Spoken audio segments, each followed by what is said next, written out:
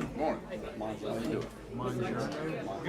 morning, everyone. I'd like to welcome everyone here to our January 17th Board of Supervisors. Hit you, bud. All right, now y'all can hear me. Good morning. I'd like to welcome everyone here to our January 17th Board of Supervisors meeting. At this time, I'm called this meeting to order and ask Mr. Slade to give us the invocation. As we go through the prayer, Father, thank you so much for this occasion. We come together, Lord, to conduct the business of the county. And Father, there's so much excitement about what's going on in Rankin County. And Father, your blessings, the resources that you have provided to us, the people resources you've provided to us, how abundant that is, what a blessing that is. Father, we would be remiss if we didn't stop and give thanks to you for how you have blessed us and provided for us. Lord, we think about how safe it is to live in Rankin County, and I think about all the work that goes into that.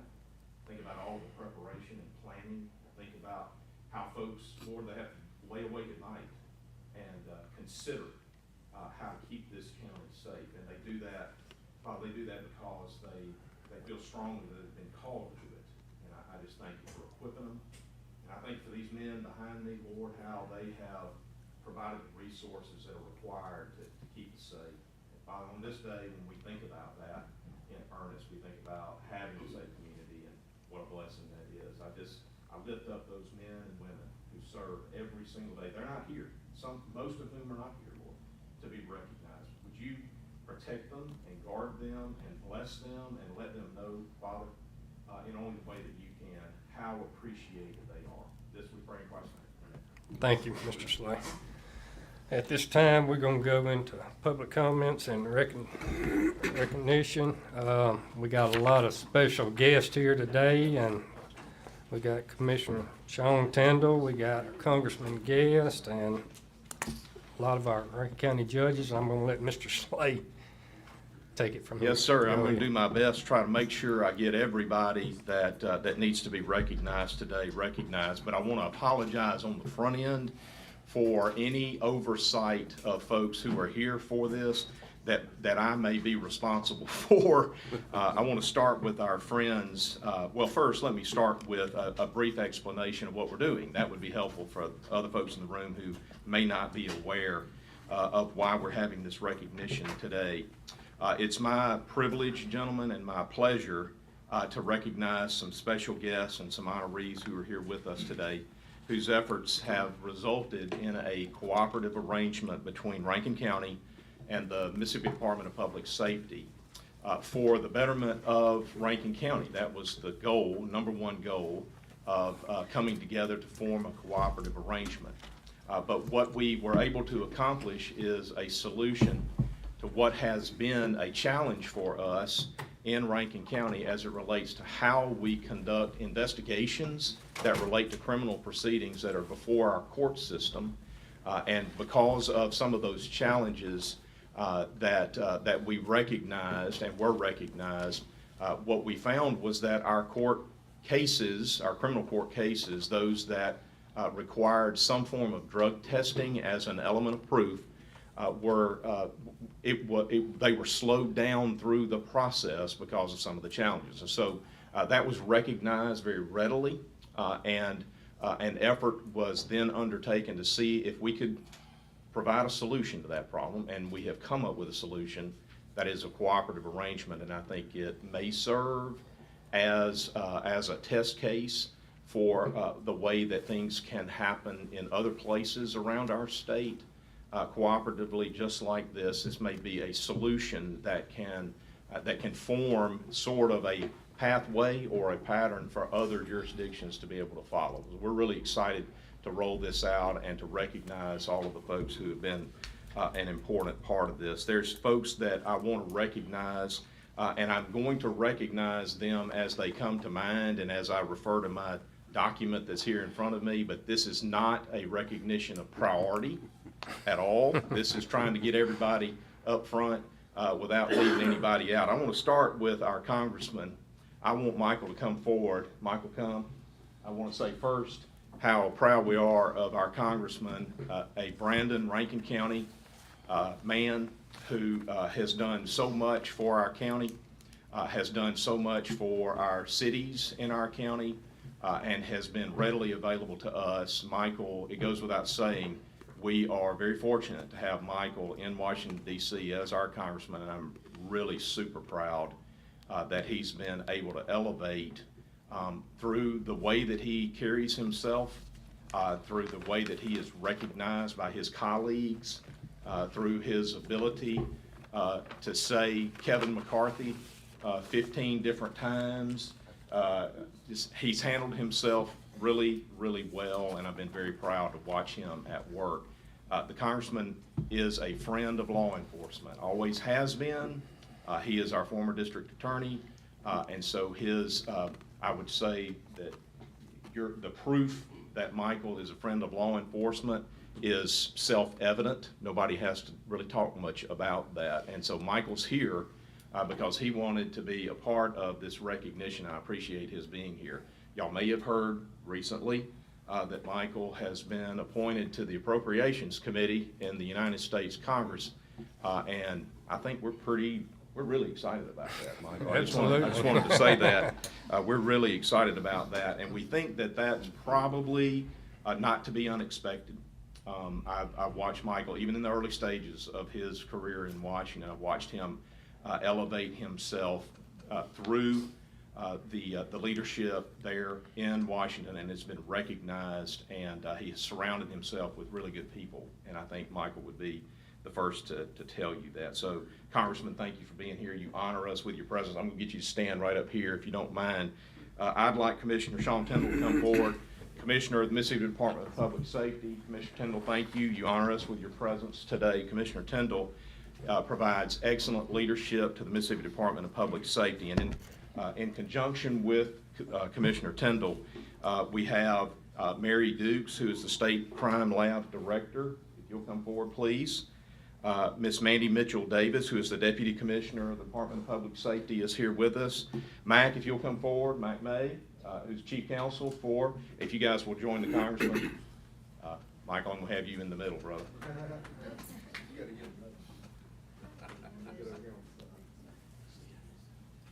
You guys will appreciate the fact that we're not going to leave our sheriff out. We always try to make sure the sheriff gets recognized. Brian, if you'll come forward, please. Brian, obviously, our chief law enforcement officer in the county, has been actively engaged on this subject matter and has been very helpful to us. Bubba, John Bubba Bramlett, our district attorney.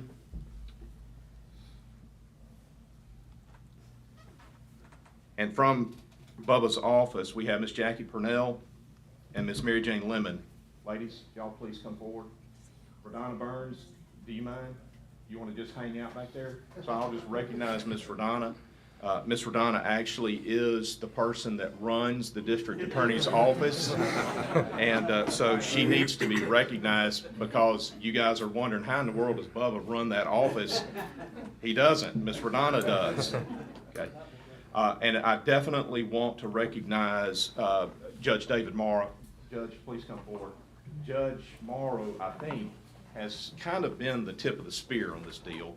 And so I want to recognize Judge Morrow as an extremely important someone who needs to be recognized today. Judge Morrow saw the issue of the delays associated with some of the testing activity and said, you know what, this is something that we as a county need to address, and let's figure out how to make that happen. And so Judge Morrow asked the right question. Circuit Judge Steve Ratcliffe, Judge, please come forward. Judge Ratcliffe is our senior circuit judge for Rankin County. He is a friend of Rankin County. Guys, I got to tell you, when we need something pushed through the court system, when we need help through the court system, these two guys right here, Judge Morrow and Judge Ratcliffe, are ready to do whatever we need them to do. And if they can do it without going to jail, they're going to do it. And that has been a thrill for me to be able to work closely with you guys and try to make sure that things that need to be done to help smooth things out can get done. And so, have I left anybody out at this point? I don't think I have. I think I got everybody. That's wonderful. Ladies and gentlemen, I'm going to have to line y'all up in accordance with my program format here, so y'all just bear with me in a minute. Let me close the loop a little bit. So what is this agreement going to do? How is this going to help Rankin County? What has happened here is that we have an understanding now that for purposes of testing at the state crime lab, there will be a dedicated employee paid for by Rankin County who will be charged with the responsibility of working and prioritizing Rankin County law enforcement matters, cases for Rankin County. What does that do for us? It will, not just theoretically, we believe that this can be shown in demonstrated practice. We will be able to move cases through the court system because we now have testing results that allows us to provide the requisite constitutional requirements of notice and an opportunity to understand the charges. That will be handled more expediently on behalf of Rankin County. So how does Rankin County get a benefit out of that? Unfortunately for us, while we are waiting on drug testing results, for the most part, we've got folks that are warehoused with us in our jail. And that costs us, Sheriff, what is it? $60 to $70 per day, per head, for each individual who is charged with a drug-related offense, whose case cannot be moved through the system, and so they get to be in our jail while we wait. The less time that they have to wait, it saves the taxpayers of Rankin County $67 per day, per head. And in addition, and this I think is probably as important, it needs to be said publicly, we recognize that under our Constitution, people are entitled to a speedy trial. And so it's not a good idea for us to just have folks hanging out with us in our jail. They are, by right, entitled to a speedy adjudication of the charges against them. And so this will help us in that endeavor, twin endeavor: reduce cost, constitutionally comply, get people moved through the system more quickly. And I think that helps everybody standing in front of me. It helps us all to be more efficient in what we do every day. Is what we want to do. We want to do our jobs. We want to do them efficiently. And we want to provide the resources. Here's the thing. It's not as if this has been some sort of failure on the part of the state. I want to make that very clear. This is not a failure on the part of the state.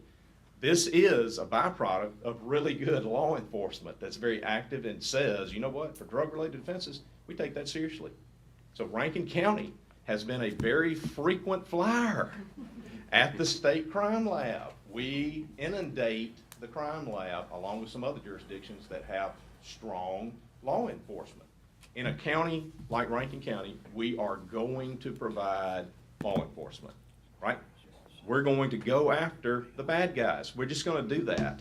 And we're going to deal with the consequences of being very active to keep our community safe. We'll deal with those. And this is a one way that we can deal with it. We recognize we're a frequent flyer, so we need to do our part, and we're going to do our part. We're going to actually pay for that employee.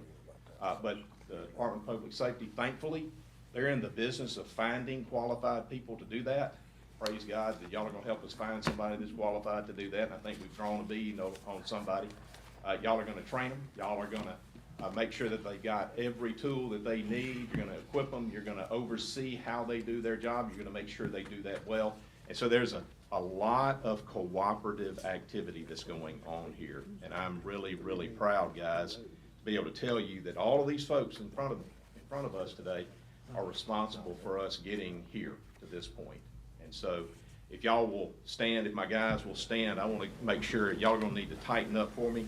And I'm going to put y'all in a little bit of an order. Ms. Dukes, if you'll get on the outside for me. Ms. Davis, if you'll get right next to her. Mac, get next to Ms. Davis. Commissioner Tindall, you're next right there. Okay. Sheriff, I want you beside Commissioner Tindall. Congressman Guest is in the right place. I made him get in the middle already. Bubba, next to Michael. Judge, I'm getting to you, I promise. Judge Morrow's in the right place. Jackie, you stay right where you are. Miss Mary Jane, and then Judge Ratcliffe, if you'll anchor us right there, that's going to get me right there. Okay, guys? Yep, let's. Chuck's going to get your picture.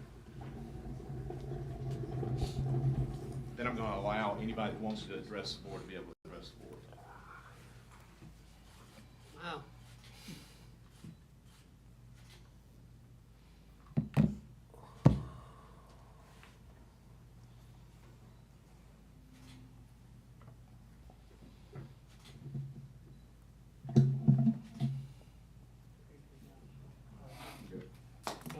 you guys. Anybody want to address the board? Commissioner, you have anything you'd like to say? Congressman, you got anything you want to say? Come on. We'll let anybody who wants to speak to the board do it. We don't usually get out till about 1 o'clock anyway, so we're good. Y'all got plenty of time. I promise I'll be very, very, very short. My name's Sean Tindall, and I'm the Commissioner of the Mississippi Department of Public Safety. And I want to applaud you, the Board of Supervisors, for being willing to undertake this pilot program, if you will. I think it's a great program, and I'm confident that we're going to do it in other jurisdictions across the state. In fact, I've already met with officials in Harrison County and other places and told them what we're doing here, and they're excited about the opportunities to do that. I know with Bubba and the sheriff and Judge Morrow and Crime Lab Director Mary Dukes, we've all been working towards coming up with solutions to problems, and that's something that gets me excited, is trying to fix problems. And obviously the backlog that we've had at the Crime Lab is an issue, and we think that doing it this way, particularly with our jurisdictions like Rankin County that put a lot more drug submissions into the Crime Lab, this is a win-win, not only for Rankin County, but the entire state, because that allows the folks that we have working at the Crime Lab already to focus on the other areas of the state that are also delayed. So it's a win-win for everybody. I can tell you that, drawing on my past experience as a former assistant DA, when I started as an assistant DA, I was put into a county slot, one that was paid for by Harrison County, to work on the backlog of cases that we had in Harrison County as assistant district attorney. They still do that today. So it's a process that works, much like our task force with law enforcement. When we do a drug task force, we combine state assets and local assets. And so, I think this is that same model, except for the Crime Lab. It helps save y'all money, so you don't have to start your own crime lab and invest in the capital that it takes to start a crime lab. You'll be a part of a certified lab. And so really what you're providing is the employee, and we're providing everything else. And I think it's going to have great results, and I want to applaud you for your willingness and the leadership in Rankin County's willingness to step out and be the first in the state to do this program. So thank you. Thank you, Commissioner. I also want to thank you for making this bold move. One thing I know about this county, one thing I know about each of you, is your commitment to public safety. This has been something that you have a long track record of as a board and as individuals. I know the support that you provide the Sheriff's Department. I know the support that you provide the Prosecutor's Office. I know the support that you've provided our judiciary when they've needed things, and the receptiveness of this board. And I believe that what we're doing and what you are doing is something that we're going to see other states that are going to model, or other counties across our state are going to model what we're doing here. I do believe long-term that this is going to be a cost-saving issue for the county. I believe this is going to help alleviate times in which we have seen housing issues as to where we're going to be able to house inmates. But even if not, just as Craig said, what this is doing is this is helping us give the citizens of Rankin County their constitutional right to a speedy trial. Now, I'll tell you, as a former prosecutor and knowing our current prosecutor, not many of those inmates are going to demand that speedy trial. Not many inmates are going to actually want to go to trial, but until we have those lab results, we can't really even begin the process. Officers can make an arrest, but the DA's office can't proceed to grand jury until we have those lab results. We can't go to court until we have those results. And so this is going to help expedite the process here, and it's going to continue to make Rankin County that beacon of public safety. I believe that there are three pillars that make Rankin County so great: public safety, our educational system, and our elected officials, and the way that our elected officials work together. So again, I applaud you on this bold move. I think that this is something that you are going to see other jurisdictions follow. We do have a state-of-the-art crime lab, a state-of-the-art facility that if you've not been there, you need to visit.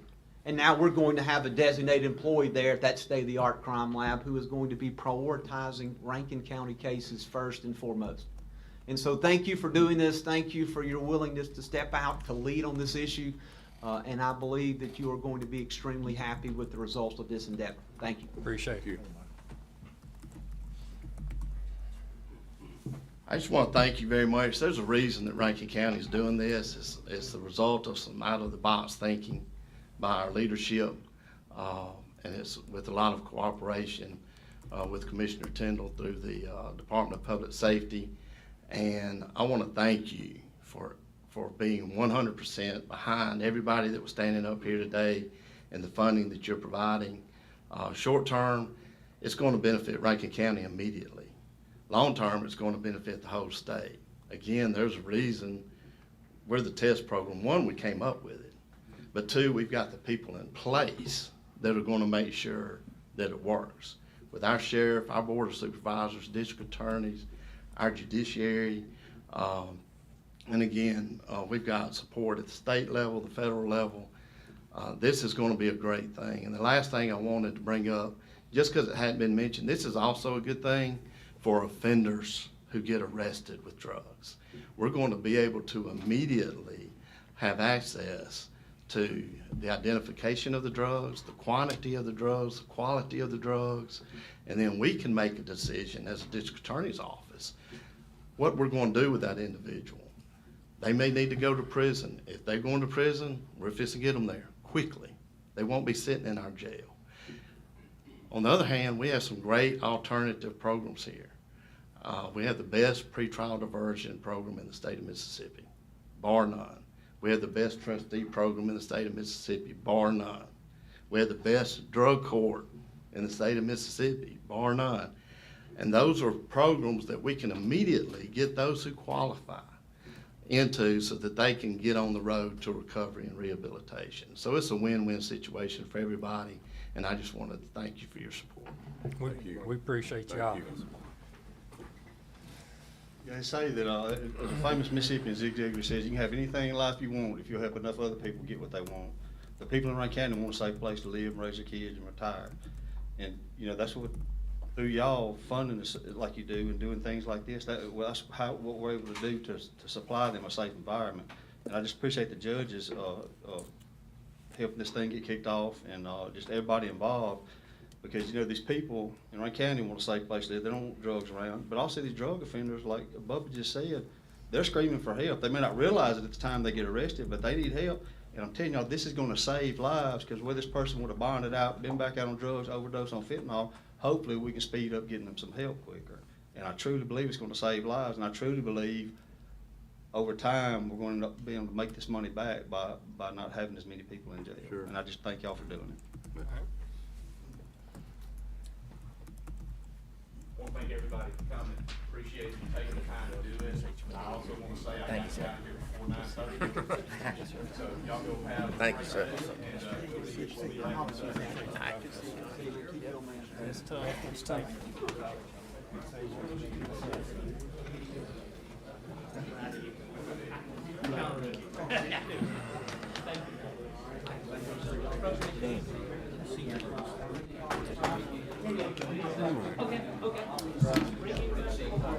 I'll let them clear out just a little bit before.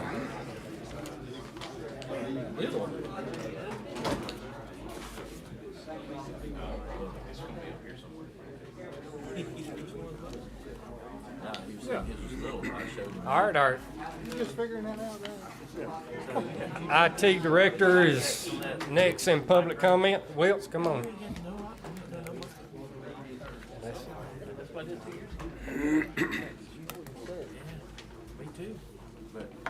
Good morning. Good morning. Good morning. How are y'all this morning? Here to give us an update.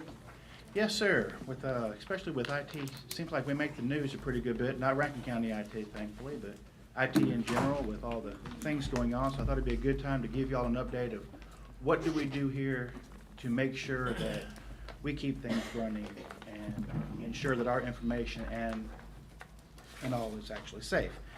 So first off, I was going to say, on average, we get about 78,000 emails into the county a month. And out of those, 20,000 of them we immediately reject as just junk. So we got a lot of traffic coming in, a lot of traffic going out. Another thing that makes the news a pretty good bit, malicious software. We see a pretty good bit of that. And For example, just in the last month, we've seen about 113 attempts that have tried to get into the system that still got past everything, and we were able to squash all of those. 19 were actually confirmed as being pretty vicious and malicious, so it could have been a pretty bad thing. So the systems we do have in place are actually doing what they're supposed to be doing. And just talking about a few of what those systems are, for one, I already mentioned email protection, so we have that in place. We're also scanning our internet, so people going to websites, the information coming back from those websites, we're scanning it, we're making sure that the malicious traffic's not making it in. We're also making sure that Rankin County is not causing any problems, so we're not sending malicious information back out in case somebody gets infected. Another topic that comes up pretty good bit, backups. That's where I think we're really excelling here, because at the end of the day, that equipment sitting in our server room, that's not the most expensive thing we have. The most expensive thing we have is our data. And so how we're protecting that definitely becomes important. And so as a result, we actually back that up on the hour. So hourly, we're making sure that the information that's sitting within our server room over there is actually backed up. But not only backed up over there, but we have a secondary site we send it to. So we're not just in one location, we're actually in two, making sure that, again, like one of the IT sayings I like is, when you have two, you have one. If you have one, you don't have none. So. And speaking of that backup, we're also redundant. We've actually moved to having a redundant system. So everything that we actually have two of it. And that becomes important because if one side goes down, what do we do to get back up?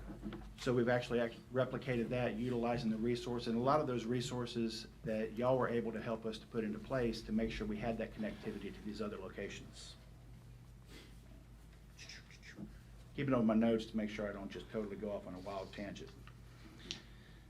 So with all of that, and while we're doing all of that and keeping things safe and making sure we have the redundancy in place and the data protections in place, we've also got to look ahead. So what are we doing to make sure we continue? It's not just a matter of us, hey, we're good, just keep on going. We want to continue to make it better. So as a team, we've been looking at and trying to implement a lot of generally best practices, looking at the policies, looking at the settings within our systems, looking at how we're setting up and making sure, are we doing the best that we can do? And as we crawl through our systems and as we look at that, we've actually been able to make a few adjustments to make us even more secure and to continue to evolve to make sure that as the horizon, as the horizon for security changes, that we're making sure that we're responding to it. We're also going through and making sure that the systems that we had, that they're streamlined. Y'all probably know, I mean, the moment you buy a computer off the shelf, it's already getting outdated. So as a result, we've got to continuously look at our systems and make sure they're staying up to date, because if not, that can come up and get us. So we put a lot of time and effort into that. And here's one that I know the board will be interested in. We are still working toward the relaunch of our website. The website part is coming. We got hit with a little bit of scope creep. We probably dug in a little bit too deep, so we've revamped. We went back, talked back with our vendor, and we're hoping within the next 30 to 45 days to bring forward a statement of work to this board on what those stages actually look like. And we've gotten those pretty much nailed down. So what was the holdup? Looking at it way too far, trying to define anything and everything without realizing it's like, it was almost a failure to launch. We were trying to look a little bit too deep and we were overcomplicating the process, when ultimately what we need to do is we need to get moving. Appreciate it. Yeah, Any hey, other Will, questions? I just want to make one comment. I know you and I have talked about it some, and I just kind of want to reemphasize the importance of, as things fail, or crash or go down, or services lost, that we have really good communication with our groups, our departments, and stuff like that. And as that, hey, we're looking at this, we know it's down, we're working on it. I think that's one of the biggest things, that if they know they have an issue or they got a problem going on, that you guys reach out and keep them informed of what you're doing, so they, in their mind, they know you're working on it, even though you are. Yes, sir. It just allows that sharing of information that, hey, probably in an hour or 30 minutes or updates are coming, so they have a rough idea how to plan their day and how to problem solve around their issues. So that's the only thing I'd like just to keep in the loop. Well, one thing we've recently put in place, we've been trying to identify in each of our different departments who are the lead contacts in those areas, and actually improving what our communication patterns are going to be to make sure when those kind of things are happening, that we're getting it out to the leadership, not just spamming everyone with email, but making sure the leadership within the county are understanding what's going on, so there are no miscommunications. Perfect, thank you. Appreciate you, Will. Thank you. Thank you, Wills. All right, I think that concludes our public comments. Let's move on down to old business. Do I have a motion to approve the January 3rd? So moved. Motion made, Mr. Morrison. Do I have a second? Second. Second, Mr. Bishop. All in favor, say aye. Aye. All opposed, like sign. Motion carried. I think there is something on the consent agenda that Yes, sir. Mr. There- Hicks. There's one item I'd like to amend. Item I on the consent agenda. It's approval for Brett Ishii to travel and do some training in Meridian. The item needs to be amended to allow permission for Hunter Squires, our new EOC guy, to attend that same class in Meridian on February 6th through 10th with all expenses paid. We just left that off. Do we need to make a motion to add that, or what do I need to do? Motion to add?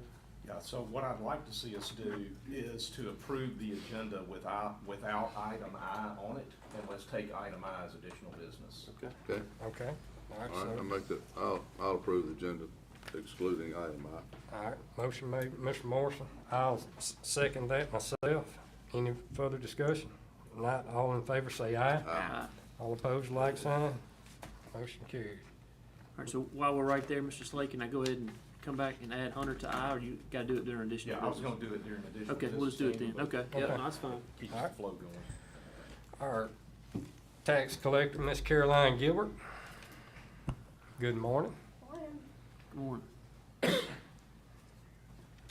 All right, item A is petition for change of assessment on 2022 real property. Make a motion to approve. Second. All right, motion made, Mr. Cross, second, Mr. Morrison. Any discussion? Not all in favor, say aye. Aye. All opposed, like sign. Motion carried. All right, item B is a request to void 2021 tax sale on PIN number 3231. This property should have been exempt and not gone through the sale. All right. I'll make a motion to approve. Second. Motion made by Mr. Cross, second by Mr. Gaines. Any discussion?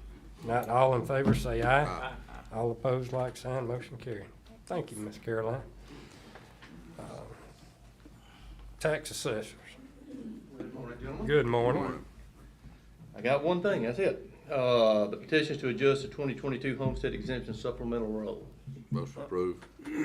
Second. All right, motion made by Mr. Morrison, second by Mr. Bishop.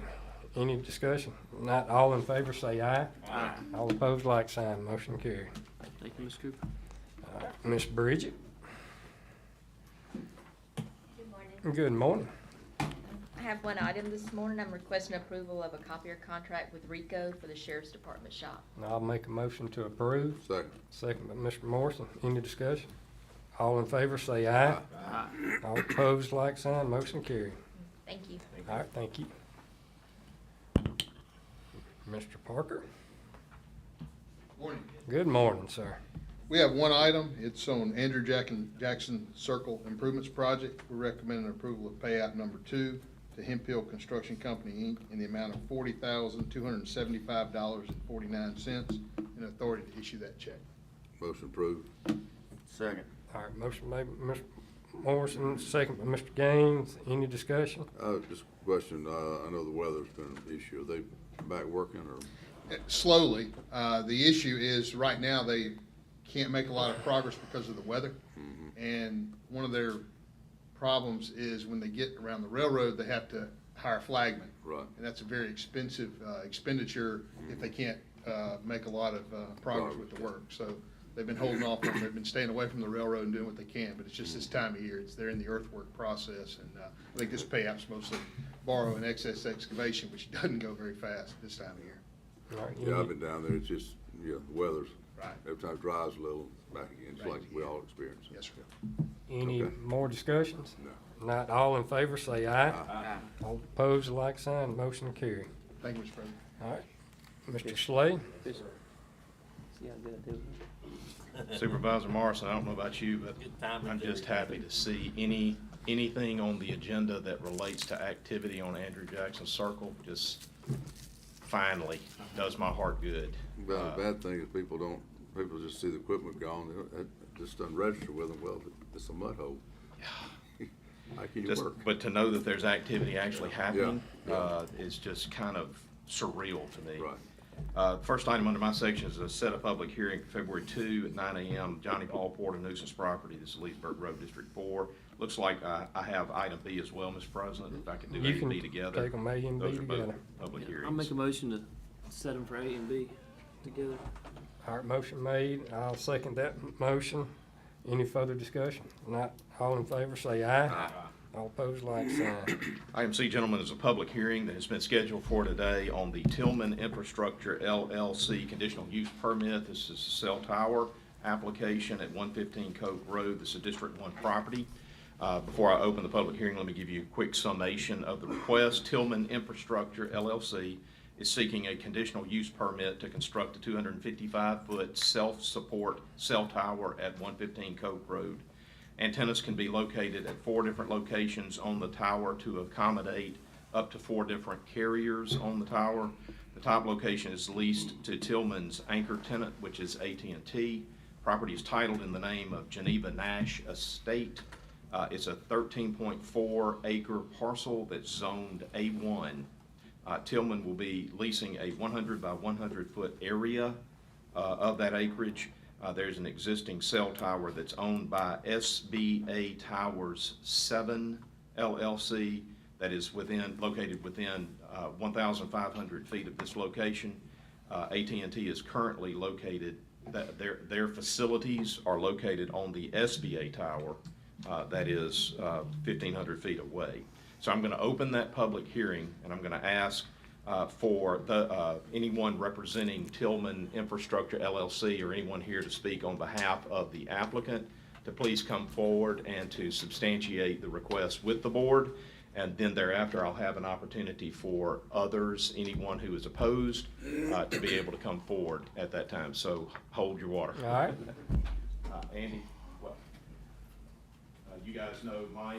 This is Andy Rodenstrike. He's an attorney who is representing Tillman. Good morning, gentlemen. My name's Andy Rodenstrike, as Craig said. Good to be with you again today.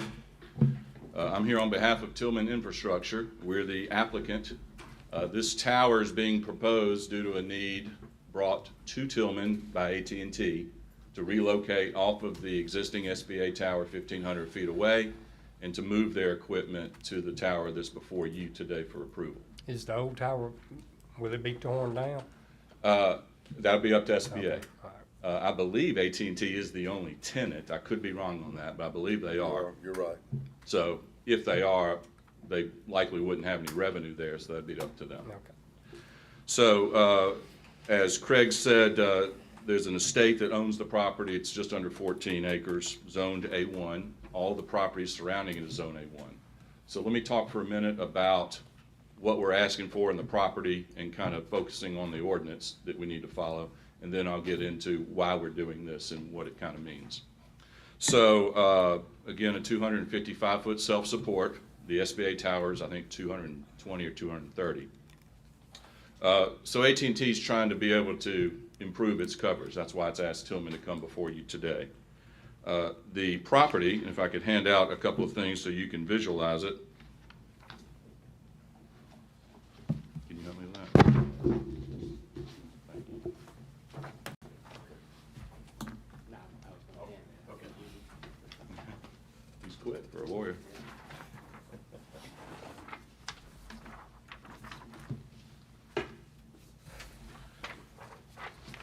So what you're looking at is a survey and site plan of what we're proposing.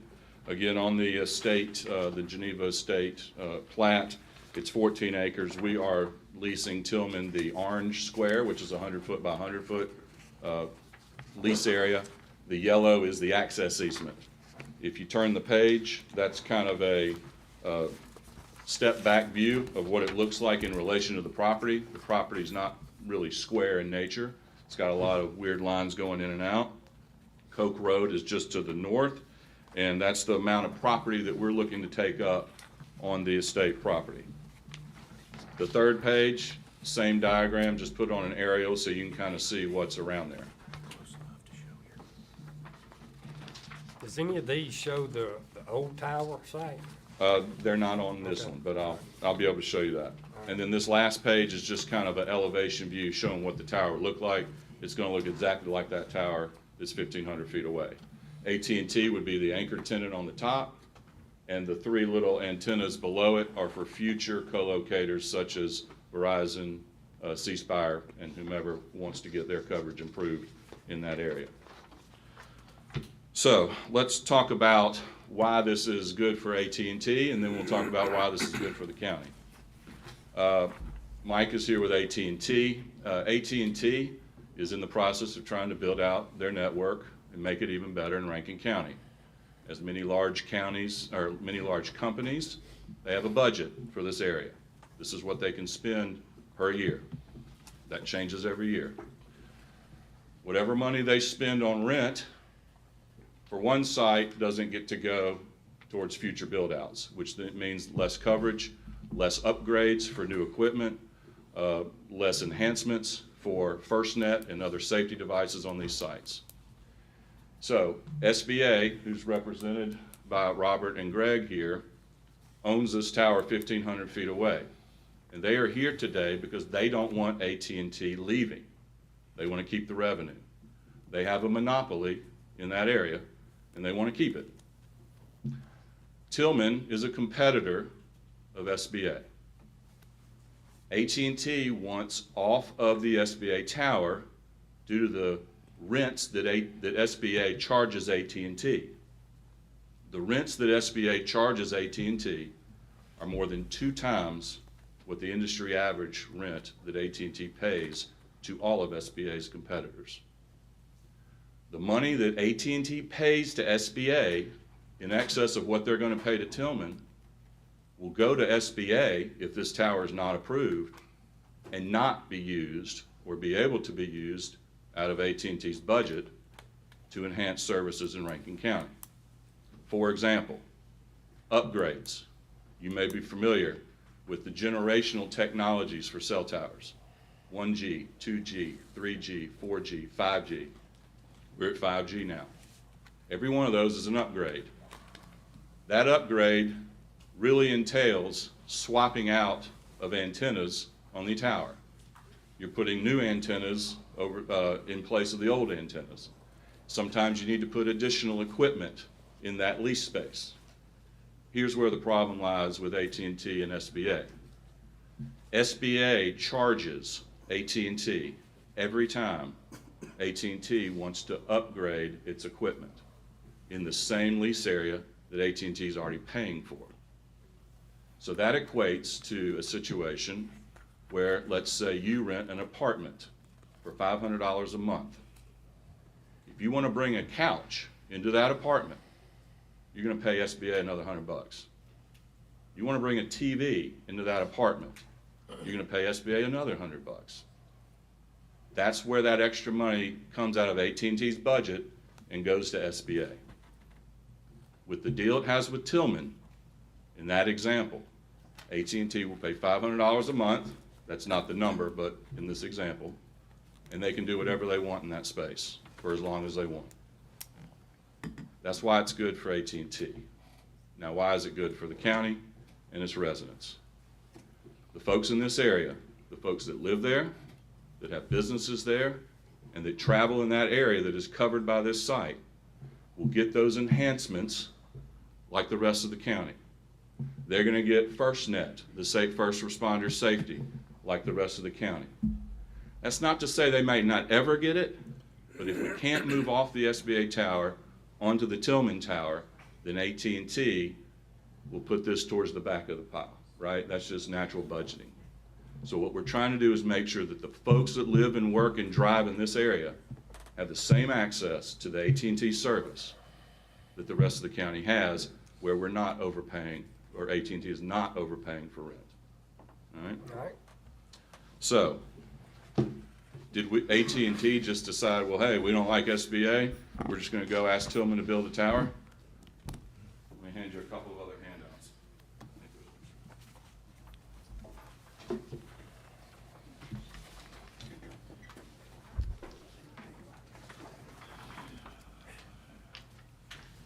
This is not an issue between AT&T and SBA that's just in Rankin County. This is a national issue. AT&T currently is on thousands of SBA towers across the country, and this issue has gone on all across the country. SBA has chosen to send attorneys to oppose these towers in the local jurisdictions and hope that they can convince you to kill that one, and they kill one here, and they may kill one here. So, back for this particular site, on November 26, 2019, AT&T sent a letter to SBA. We need to renegotiate this site lease. This is not working for us. No response. We filed this application. Now they're here trying to respond. This is an affidavit submitted by a regional director for AT&T, Spencer Gambrell, who works in the network department and director there. He's explaining the economic burden that staying on the SBA tower creates for AT&T, which is basically what I explained to you earlier.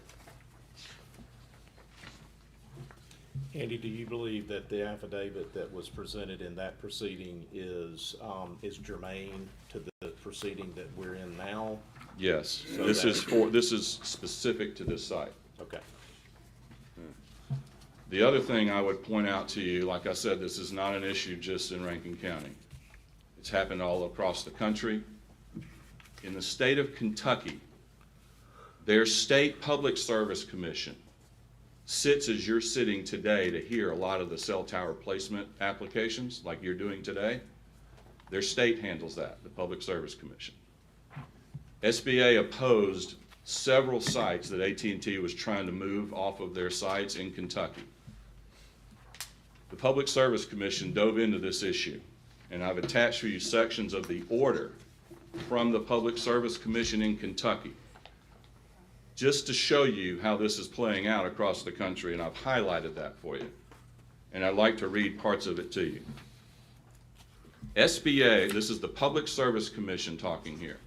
SBA's only interest is to remain AT&T Mobility's landlord, whether by complicating the proceeding or by engaging in rent negotiations within the proceeding, not before in 2019 like we tried. As the Commission has noted in another case in which SBA sought intervention, they tried to get into this case, the Commission is under no illusion that SBA's request to intervene in this case is anything other than an attempt to protect its monopoly as the owners of the only tower in the area. Although SBA has advanced additional arguments since the Public Service Commission's decision, SBA's interest remains the same. SBA is a competitor with an interest in keeping tower rents high by limiting the number of towers. This runs counter to one of the stated purposes of the Federal Telecommunications Act, which is to promote competition, as well as Kentucky's statute, which states that the market-based competition benefits consumers.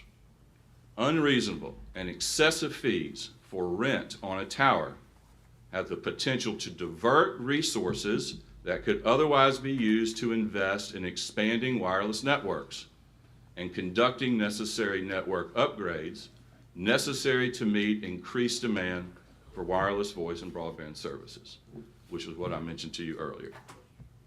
The Commission goes on towards the end. The Commission has encouraged co-location as the preferred method in provision of wireless service. However, the opportunity to co-locate must be reasonably available. Unreasonably high rent or onerous conditions render such opportunities unreasonable. That's the issue we're dealing with. I also would like to point out, as of Friday at least, and I don't know if anybody is here today, there's been no calls to the planning department from any of the residents nearby complaining about this issue. They call us. They do? I haven't heard of any. So, to my knowledge, the only opposition is SBA. If there is anybody, I'd like to understand what their issues are. We're happy to try and work around it. There's already a tower there. We think the tower should be brought down. Many jurisdictions have provisions in their ordinance to require that. which I'd be happy to share with Craig so he can incorporate that in your ordinance. So I think the other issue that I think has come up is similar to this. Do we want two towers so close to each other? Which is a valid concern. Last one. You're getting thicker. So what Craig is handing out now is my own research. It took me about 30 minutes.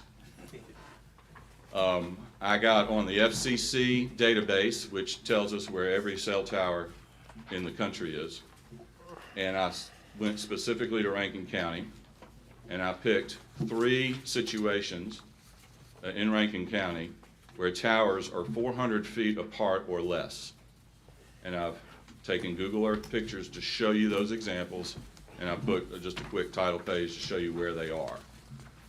I'm not intending to say it's right or wrong, I'm just intending to show you this is not a new situation in Rankin County. And I think most of us would probably agree, you probably don't even notice them. So I don't want you to think that this is a, first impression by having 2 towers near each other. And hopefully, SBA would do the right thing if this is approved and remove their tower once AT&T comes off. So, with that said, I'll be happy to answer any questions or see if there's any comment I can address. And if so, do I have the opportunity later after the other side to speak again? So, obviously, the format is that it's not like a court. That's why I'm asking. Yeah, but sometimes these guys let me to pretend to be a judge, and so my thought process would be, Andy, that we're going to give anyone that wants to speak on this matter, for or against, an opportunity to speak, and we'll give you an opportunity as the applicant to come back for a little rebuttal at the end. I do have one question, gentlemen, with your permission, that I'd like to ask to the applicant. Can you go over, just in a limited summary fashion, one more time, the specifics that are within the application that address the issue of expansion of coverage? I think for our board, vague on that. yeah, I think our board needs to understand just from a coverage impact and an availability of services impact, how specifically this new proposed location will enhance, advance, expand, extend coverage in the area. What are we really gonna get out of it? I'm sorry? What are you really gonna get in this improvement? This area that is covered here. That's what's being asked a lot of the Right. phone calls. What do we get? What are we getting out of it? They won't lose coverage, right? So it won't go away, that's number one. Number two, they'll get the upgrades when the rest of the county is getting the upgrades for 6G when it comes, or 5G ultra wideband, which is being deployed now under a C-band, they call it, through the FCC. FirstNet, the First Responders Network, you guys may or may not be familiar with that. We are, yes. FirstNet will be available for this site. It may be on the SBA tower, but it will come over if it's not. And if it's not on there, it will go on this site. So the upgrades, when they come along down the road for the next 50 years, they'll be getting those just like everybody else. The folks that live and work and travel in this area won't suffer because we couldn't get this new tower built. With regard to the ordinance, I don't know if you touched on this, there's 7 criteria in your ordinance for a conditional use permit. Let me run through those quickly. I think we meet them all, and that's why we're here requesting approval. Number 1, you look at ingress and egress to the proposed structure. Again, we're accessing directly off of Coke Road, which is the first handout I showed you, very short easement. So we don't think there's an issue with ingress and egress. The second criteria, off-street parking and loading areas. Again, we're not going to have any off-street parking. Traffic to this site, once it's constructed, is very limited. The AT&T tech will visit about once per month just to check on the antennas and the radios. Third, refuse and service areas. This is an unmanned facility. There's not going to be any refuse, and the service area inside will be locked and fenced compound. The fourth criteria is utilities. AT&T does not require, and Tillman does not require sewer or water. They only need power and telephone. All right? So again, we won't be tapping into the sewer line and won't be running water lines. Number 5, screening and buffering. So the proposed site meets the table that you guys have in your ordinance that requires screening and buffering. We're going to meet that. Number 6, required yards and other open spaces. The proposed site meets the minimum lot size by the ordinance, and all the equipment is going to be within that 100-foot by 100-foot square. Number 7, the general compatibility with adjacent properties. It's an A1 property. All the properties surrounding it are A1. There's already a tower there, so this shouldn't be changing much.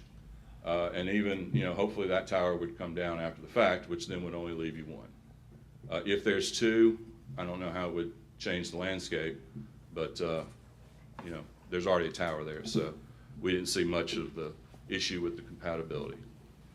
So we think we meet those 7 requirements. So under the ordinance, Tillman believes this should be granted, but we understand there were other issues which we wanted to try and address. How quick would some of these, I know wireless is fiber is a problem for that whole area. How soon, you talk these upgrades good, but you did add in there for the next umpteen years. Right. So I think I'd like to hear something narrowed down a little closer to that. That's one of the big things. And I got a question from Mike Word too. Okay. Whoa, boy. Just a quick question answer. Mike may be much, I'm putting you on the spot.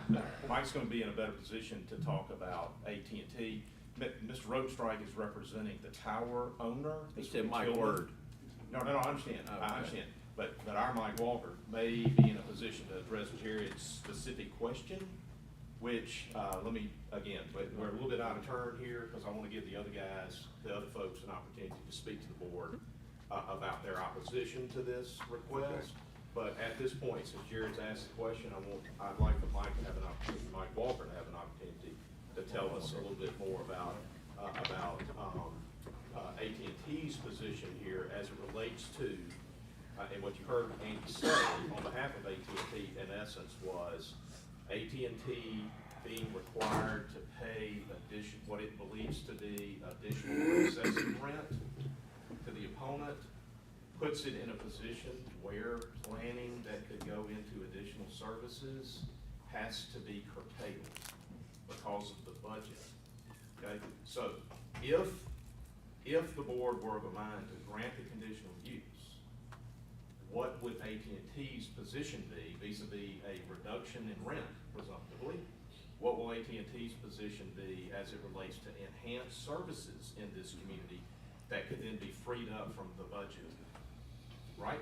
And one of those, I think, Jared, is what is AT&T's plan to extend fiber access via AT&T into this area, into this community, which is admittedly underserved? Yep, east and west to be all the way 49. You got a school there. There's problems there already. Yeah. So Mike, the question really is, if you get a better rent deal because the board has given the conditional use, what can we expect to happen with some of that savings that could be employed to help our citizens in that area? Well, first of all, outside of the cost issue that we are incurring because of the high rents, the delays that we have in having the equipment we would like to place on the SBA towers has caused a lot of problems in delaying our ability to provide certain services. As Andy mentioned, as we increase our 5G presence and FirstNet type services, that the long delays that we have getting permission from them and getting access has caused delays, and it's been in some cases up to 6 months in locations before we've been able to get on the tower. That would allow us to streamline that process a lot more and be able to get on the tower and provide the equipment a lot faster. Also, the tower being a little bit higher will give us some incremental improvements in the overall coverage in that area. Right. Now, The tower's gonna be 255, the current tower was 215? 215. So there's a height. So you're gonna get it more We'll be able to get coverage. more coverage, and it's, like I say, it's incremental coverage, but it'll be able to spread out more And we'll be able to, and all these towers are fed by fiber when we get to that point too. So we're in the process of planning to expand our fiber services in the area. I'm not gonna tell you it's gonna be next week or next month, but that's part of the process of how we go about doing this. We are placing more and more fiber in Rankin County, particularly as subdivisions develop, and mostly in the greenfield areas, and that's gonna be primarily all fed by fiber. So once we start building the network out, you'll start seeing an improvement in the amount of fiber-related services that we have in the area. 1 gig type broadband service specifically is what I'm talking about. So I don't know if that answers your question, though. With the approval, well, obviously with the approval and freeing up resources to do other things. So Mike, Thank you. currently, do you have 5G on the existing tower? I don't, but the way we're rolling out 5G, it's in locations, I can't tell you specifically if it's on that tower, it's not ubiquitous, it's not everywhere. So as we upgrade and we plan on we adding more and more, and I apologize, I don't know specifically if we have it on that particular tower. I would guess it's not from what I've heard. Yeah. So are we gonna be faced with this more than once, or are there multiple of these occasions about to happen in our county? I know of this one only. It Yeah. wouldn't surprise me if there are more, Right. but I don't know that for sure. Yeah, neither do I. It depends on AT&T's That's current what- situation on current SBA towers. Right, and as we grow and have a need to expand and put more equipment, then that kind of like helps us. So I guess just understanding what he's telling me is that there's certain types of equipment upgrades that you haven't made, Right. and you're not gonna make them unless you go with this other company. Is that right? Are you Well- not gonna make them? Well, the cost part of it is gonna be a budgeting issue, and I'm not gonna say never, but it'll delay it because of budget. The practical effect could Yeah. be, Yeah, if AT&T says, we'll put this in the 30-year time frame. If we tell that to our residents, Daniel, we may as well tell them it's never gonna happen. Right, yeah. that's right. So. Yeah, and I guess that kind of falls back on what Jay asked. How many of these other tower sites you gotta do the same thing to? I mean, So in this Rankin is, County. In I can Rankin tell you County. from Tillman's perspective, with working with AT&T on this project, at least in the southeast, AT&T ranks them. And Yeah. the ones that have these hearings about now are the highest rent rates AT&T is paying to Right. SBA, and they're gonna work down the list. So if there happens to be a tower that AT&T is on that's SBA's, where the rent's not quite as high, hopefully the two companies can resolve something, and all this goes away at some Right. point in the future, but they're starting with the highest. I guess my thing is this the common thing that's happening to all the different tower companies that are out there? AT&T's dealing with No, with just SBA. West, yeah, with Yes, just it with doesn't affect SBA. like the other ones, like No. Crown No, it's just- Castle and American, all them other tower companies. Y'all don't have this issue with those? If there are any, it is a fraction of the number with Right. SBA. Not to this extent. And the tower companies are working with AT&T to resolve it.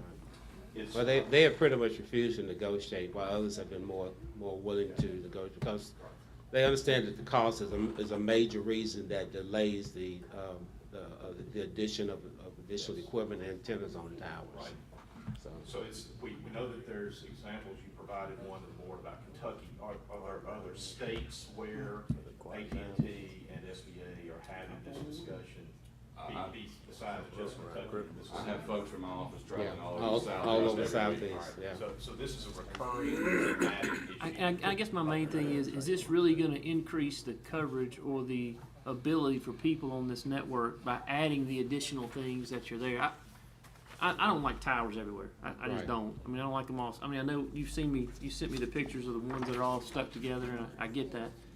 I just don't like increasing towers. Everywhere we look, there's towers. If we're really not totally changing the ability for the people to get a service, I mean, it might make them a second Quickly, faster or kinda something quickly. like that. I mean, Yeah, I mean, you tell them if it's a 15 major years. issue Yeah. between that, if somebody's not getting any coverage, then there's something. If we're gonna add towers, in my opinion, I'd rather add them to really show there's a tremendous service increase. I think that For that map person. shows I guess that's my shows opinion. the expanded coverage area. There's only one copy of this. It's gonna be included in the record. Andy, can you please explain to the board? So Yeah.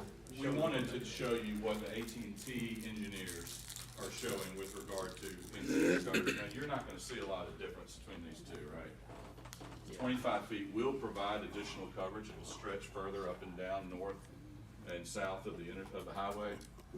So it will reach further. It'll get that in-vehicle coverage further north and south, and it will extend out a little bit east and west. But the key is the upgrades, Right. and the FirstNet, and the safety features. That's the key improvement that will come with the addition of this tower. And not only that though, but as we save money on the rent of the towers, we're able to do more of the other type of things that we're doing, like small cells, which we put in more specific locations that take all the traffic off the big macro towers. So it's a combination of all the things we're doing to improve the overall quality of service and the speed, which with more and more people using their devices, there's the more demand for technology, and as we kind of take everything off on the. I guess my question is it noticeable? I mean, because like, for Yeah, example, you I guess you are kind of dancing around it a little. Well, yeah, it should. I know it's an upgrade. I know, but I can upgrade my phone 10 different times, and I Right. can't tell the difference. I've upgraded, right? I mean, as far as what I use, But the and then when I coverage- go around the area, right? I've got a FirstNet phone. I don't notice the difference when I'm in the area. Is my point. So I mean, my phone's a Well, FirstNet. see, you got priority service on FirstNet, so you're gonna always get the best signal. Yeah. So my point is, so upgrading it to a FirstNet system really doesn't change the common Joe Right. that's riding around. I mean, you're saying upgrades and things like that. I don't know the difference in the upgrades. So the amount of speed that would be worth it. I mean, when I say speed, I'm talking about the old dial-up stuff, yeah, like where it's just yeah, really slow and you hear it talking to me. That's fast. Then you go fiber, right? And everything's quicker and I can touch it. But if you're talking about 0.2 of a hundredth of a second compared to 1/10 of a second, It's not about, well. you understand what I'm saying? So I mean, your upgrades. Right. I totally understand you want to upgrade things because when you upgrade them, you can charge me more, and I get all that.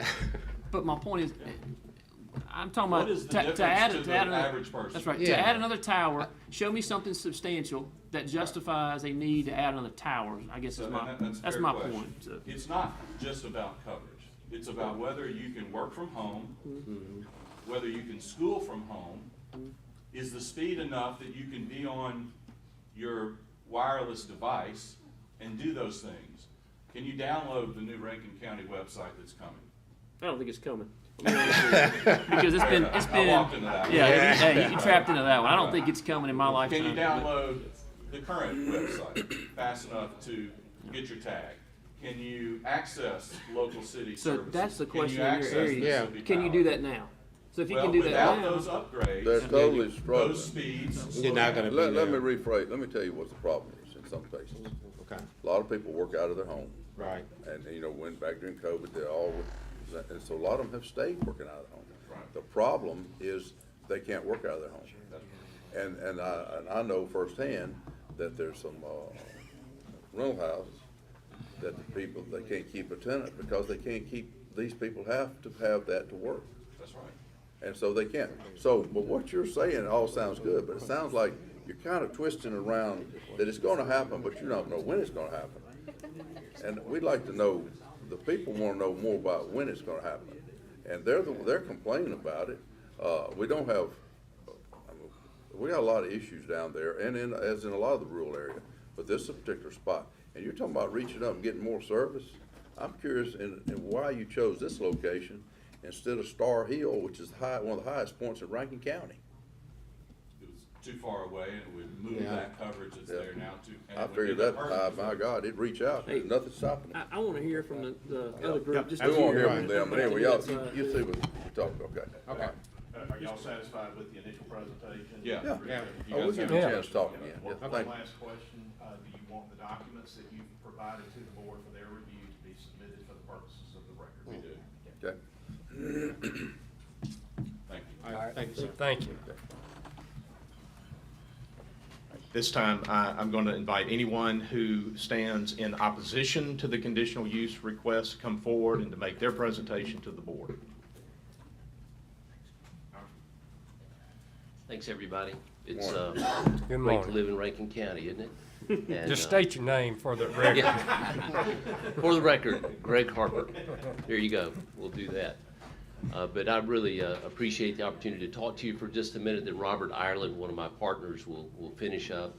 I thought this was about adding a tower. It turned into more like tearing down a tower, was what the basis of this seemed to become. And they made the coverage argument and the cost argument. There was a misstatement in the earlier presentation. This tower is 225 feet, 30 feet higher than, 30 feet lower than the proposed, not a significant amount. The letter they gave to you was a 2019 letter, and then they made an upgrade to this very tower in 2020. That was the last upgrade. The fact is, AT&T could have already made further significant improvements to the existing locations. What this board is being asked to do is really to enter into contract negotiations between competitors, Tillman and SBA. The courts are here for that if they've got a dispute over the contract. So this is something too. And certainly Supervisor Cross, you mentioned numbers of antennas and all that, you know, and you may have done this as well. I flew on a low-level training mission on a C-17 out of the 172nd, and we're below 300 feet going around the countryside, and the first thing they're doing is, where are the cell towers? There are 3 over here, let's find one of them. And they identify one of them, they keep going. And so if we're talking about complying with the ordinance here, which is fewer taller towers rather than more towers out there, you've got this. One thing that was failed to be mentioned earlier was there is this existing tower, which is SBA's tower, which the new tower proposal is, what, 1,500 feet away? They forgot to mention from that site there's another tower that's 1,850 feet away. Right. And so it's not just cut and dried. So I would tell you we oppose this, would ask that you reject this. I'd ask Robert Ireland to come up and get more specifics. Well, let me ask one thing. Yes, sir. The one third one you're talking about, is that the one that's, it'd be further, I guess that, what would that be, just further west? I believe that's right. Closer to 49. Right, and I'm not positive, but I think C-Spire may be on that location. Yeah, it's just closer Possible. to 49. I know, Okay. I forget the name. All right, Yeah. but that's 2 on their new proposal, 1,500 feet away, 1,850 feet away. So I'll ask Mr. Ireland to come up.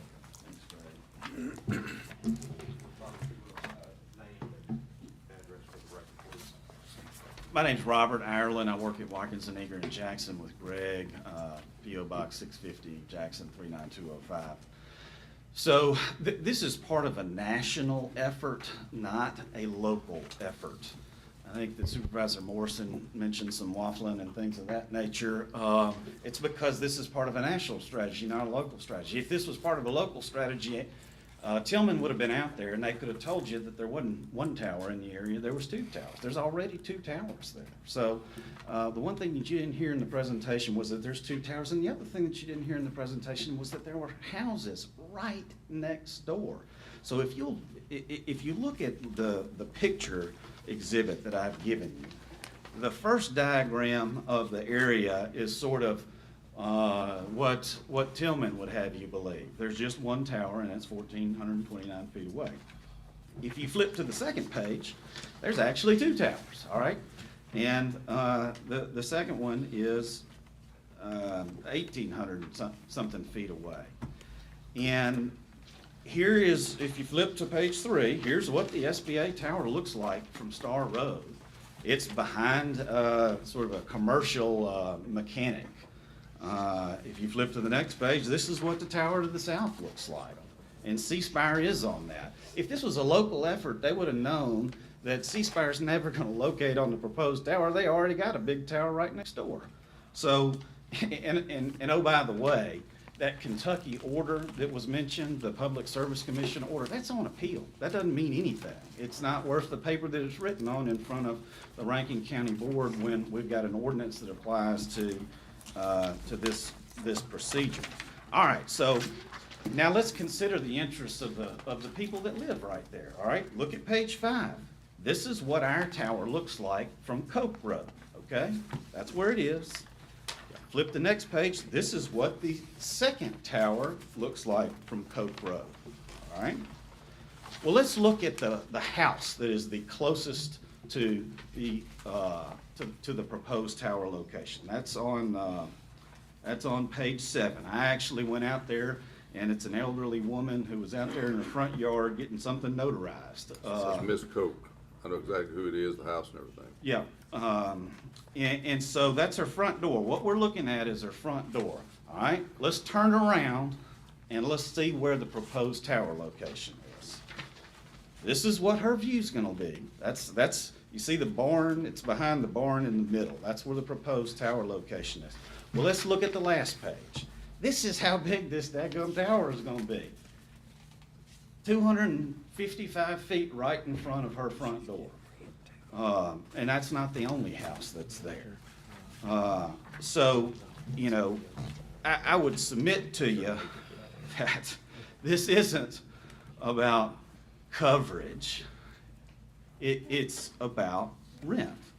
AT&T already has perfectly good coverage in the area. What we've got is RF studies that compare the coverage that's available from the existing tower as well as coverage that's available from the proposed tower.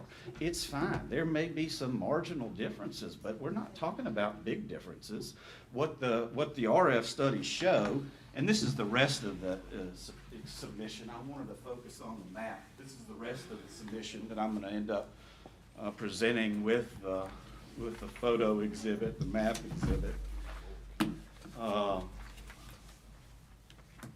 But what you'll end up seeing is if you compare the blue and the green areas, those are good coverage areas, and it's very similar. Read over this. Hand it to us. Robert, excuse me. Yeah, no, I'm trying to slow down. Yes, sir. One of the packages came apart. Oh, I'm We sorry. put it back I together. apologize. That was It's my all right. fault. I may have It's all messed it right. up It's all over right. here. We're okay. We're all right. So you can look at it at your leisure, but what it does is it compares coverage at various radio frequencies between the existing tower and the proposed tower. In fact, there is a submission that shows that there would be comparable coverage if AT&T were to, well, first they had to know that there was a second tower in the area. They didn't know that because they hadn't been down there. But if they reached out to that other tower, they could have said, all right, well, what's it gonna take to co-locate on that tower? We sure don't appreciate SBA.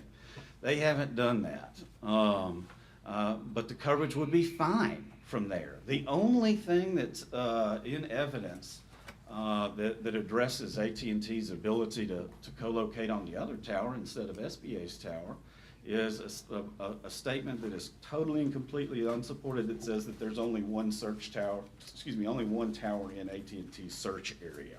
So it doesn't acknowledge the second tower, doesn't explain why that wouldn't work, and we've got the radio frequency studies that would show it would work.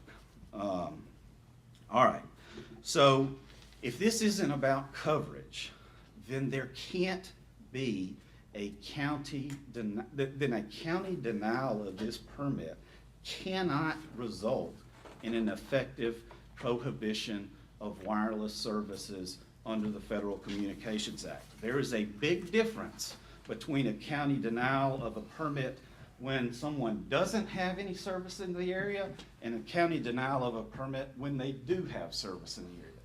AT&T has got good service in the area. So this is not an effective prohibition if you deny it. And so, you know, AT&T has never reached out to us about any problems on the tower. This isn't about trying to fix problems. This isn't about trying to fix rent. This is about trying to co-locate on a different tower, to build a new tower. In fact, one of the submissions that we've got is a letter from Shawn Welter, who's the SBA marketing manager for this area. Her job is to interact with carriers, and what she says is, I hadn't heard from AT&T or Tillman about this. So this national versus local strategy that we're talking about, you know, my understanding is that AT&T sent out thousands and thousands of letters to tower owners saying, I tell you what, if you don't respond to me within 60 days, we're going to pursue other arrangements. And if you do that thousands and thousands of times and don't even have a conversation with the local folks about, well, what can be done? You know, what is the issue? Then you're not really trying to negotiate and to solve whatever issues that may be technologically or financially with the existing relationship on the SBA tower. So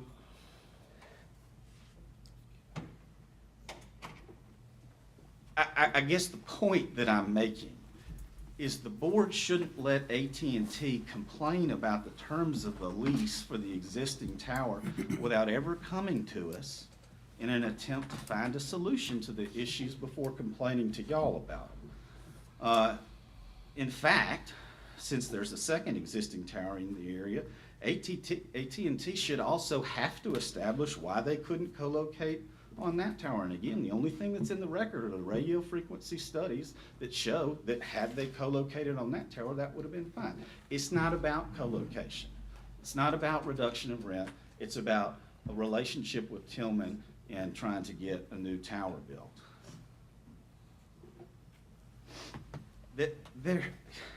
There has just got to be a better reason to approve a third cell phone tower, boom, boom, boom, along Star Road, than when it's not needed to improve cell coverage, then it's too costly to AT&T. Of course, AT&T's arm didn't have to get twisted when they signed the lease in 2012, they located on 2012. The lease would have been before they How co-located. often is the lease renewed, or? I don't have the exact terms. I thought that it was a 20-year lease with renewable terms after that. I didn't study those terms, but there are provisions for renewals.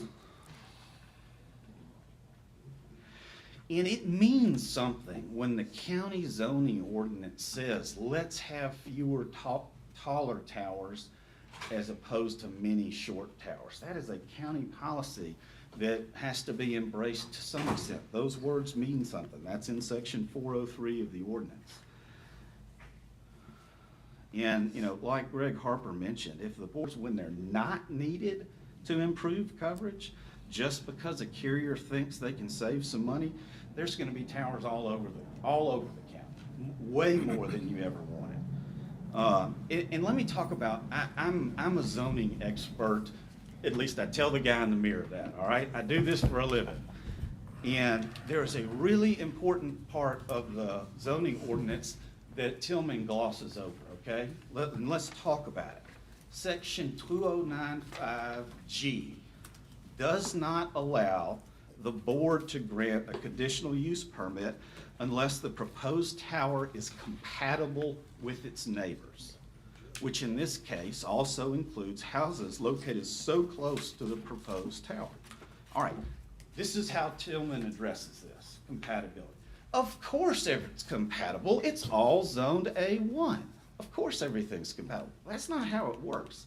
If this was compatible by definition with the houses next door, the tower would be a permitted use in the A1. It's not, it's a conditional use. The entire purpose of a conditional use permit is so that the board can study whether this particular tower in these circumstances is compatible and right for the area. So, a conditional, a cell phone tower is not compatible with houses that are located so close by. And one of the reasons that I put together the photograph exhibit that I did was, how would you like to walk out your front door? And every single time you walk out your front door, there's a 255-foot cell phone tower staring right back at you about a football field away, a little bit more than a football field away. So they cannot prove compatibility of uses just by saying that they're all zoned A1. All right. I'm almost done. So, you know, having an additional tower here is also inconsistent with multiple policies in the adopted Rankin County Comprehensive Plan. The very first itemized objective in the entire comprehensive plan is to enforce zoning laws to ensure compatibility of land uses. There are also goals about preventing the inefficient use of land. Well, 3 towers is more inefficient than 2 towers in the area. You know, promote and encourage the efficient use of existing infrastructure and only develop new infrastructure where needed. So, in conclusion, I've just got 2 things. This will be quick. Hey, can I ask Yeah, you one thing? of course. I'm sorry to interrupt you. Of course. I know that. I guess my question kind of goes back to you as I kind of ask him, as far as, do you know what adding this third tower would increase? I mean, I know the word increase could mean anything, right? It'd be interest, but do you know what service or what, I'm gonna say a speed or whatever, bell and whistle that adding the third tower would bring to that area, in y'all's opinion? Because you know what's already on Tower 1 and Tower 2 that's sitting right there, right? Yeah, I mean, it's very marginal.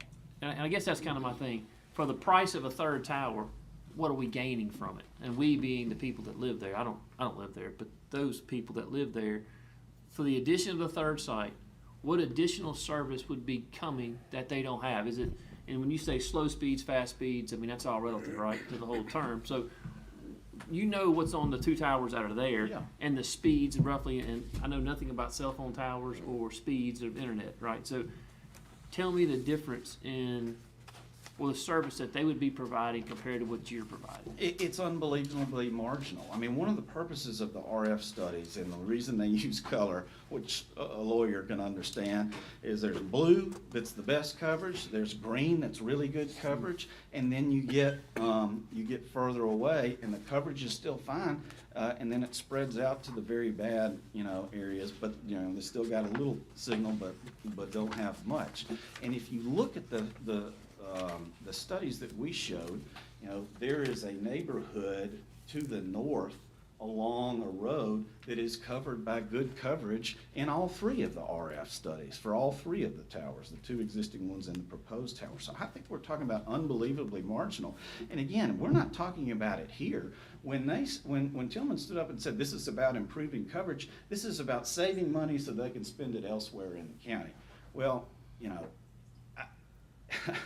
I guess I see what you're saying is that they have slower coverage that they think they need, which I agree they need more. But adding this one, if it increases it fractionally, you really hadn't fixed their problem. Right. But you've added a third tower, That's right. and the third tower can't go away. So It could be fixed if they come with an agreement on the money. But I guess that's what I'm saying. On the If you lease. added the third tower to increase their speed, and it increases it so marginally that they say, oh, it's faster. It was at 1 gigawatt. I go back to that. What was that? Yeah, you put the flux capacitor in, kind of like that Back to the Future movie. So I mean, if you increased it to however many gigawatts he was using it to go in time, I don't know what the gigawatt I don't either. speed That's what- would make it any better. So yeah, on paper, mathematically, I can show you it's faster. But do you see it when you click your button? You see The what I'm only way saying? it's going to So- help them, really, probably, is have service run down, wireless, fiber. yeah. And I don't know when that's gonna happen. Well, let me try and answer your question. If there are people that are truly on the fringes of existing good coverage, this tower's not gonna help at all. You've got two towers on either side of it. You don't need a tower in the middle. If you need better coverage, you need a tower down that Well, the way, one and that's you need a closer, tower down that way. and I will agree with you, the one that's closer west is truly it's way closer. Yeah. So, you wanna improve something, why wouldn't you use that one? I'm just saying, if you 'Cause add the that's- third one, and you somebody really else owns haven't that tower. fixed the problem, and you say, well, it's faster, and we've got new You're upgrades. not fixing But it the because person the in other that one. house They're doesn't get right. any different, they can't see a difference. From that person's house, you can see both towers. Well, absolutely you The can. third one, yeah. No, excuse me, I'm sorry. You'll be able to see both new towers, not the Yeah, third. they can not drive a the- little bit while you see a Yeah. third one, and then we look like a domino effect. You can see the two existing towers from Cove Road, that's what All this right. picture shows. So the last two things, there was some language from a federal district court case that I thought was so on point that I had to share it. It is not the board's role to ensure that cell providers have locations available at their preferred price point. It is the board's responsibility to ensure that their decisions do not effectively prohibit a provider from filling a gap in coverage. All we're talking about here is preferred price points. And so I would just ask the court to, excuse me, you can tell I. I feel like I've been in court. It's exactly what I've thought ever since we started this. You're in the wrong room. Yeah. Well, so I would just ask that the board, deny the permit for a new tower that's not even needed, and make sure that the record includes the map as well as all of the other exhibits that I've submitted. All right, does anybody have any questions? Well, Gentlemen, Statements or I comments? promised the applicant a rebuttal, and I think that would be appropriate at this time. So I'm going to invite Andy and Mike Walker, should they, either one of them, to address the board as a final measure. Hey, Greg, let me hit a couple of points that came up. Number one, the other tower, 1,800 feet, is to the south. AT&T did look at that site. Moving to that tower would have pulled the coverage too far from the north. it's kind of southwest. All right, yeah, you're right. It's further down the highway. So it was looked at to move from the SBA to that other one, and it moved the coverage too much. So that's why that one didn't work. The Kentucky opinion was under appeal. It has now been affirmed, so it is law.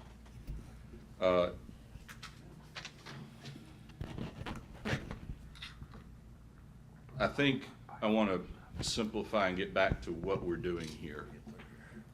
This is an application for a cell tower, which you've seen these before.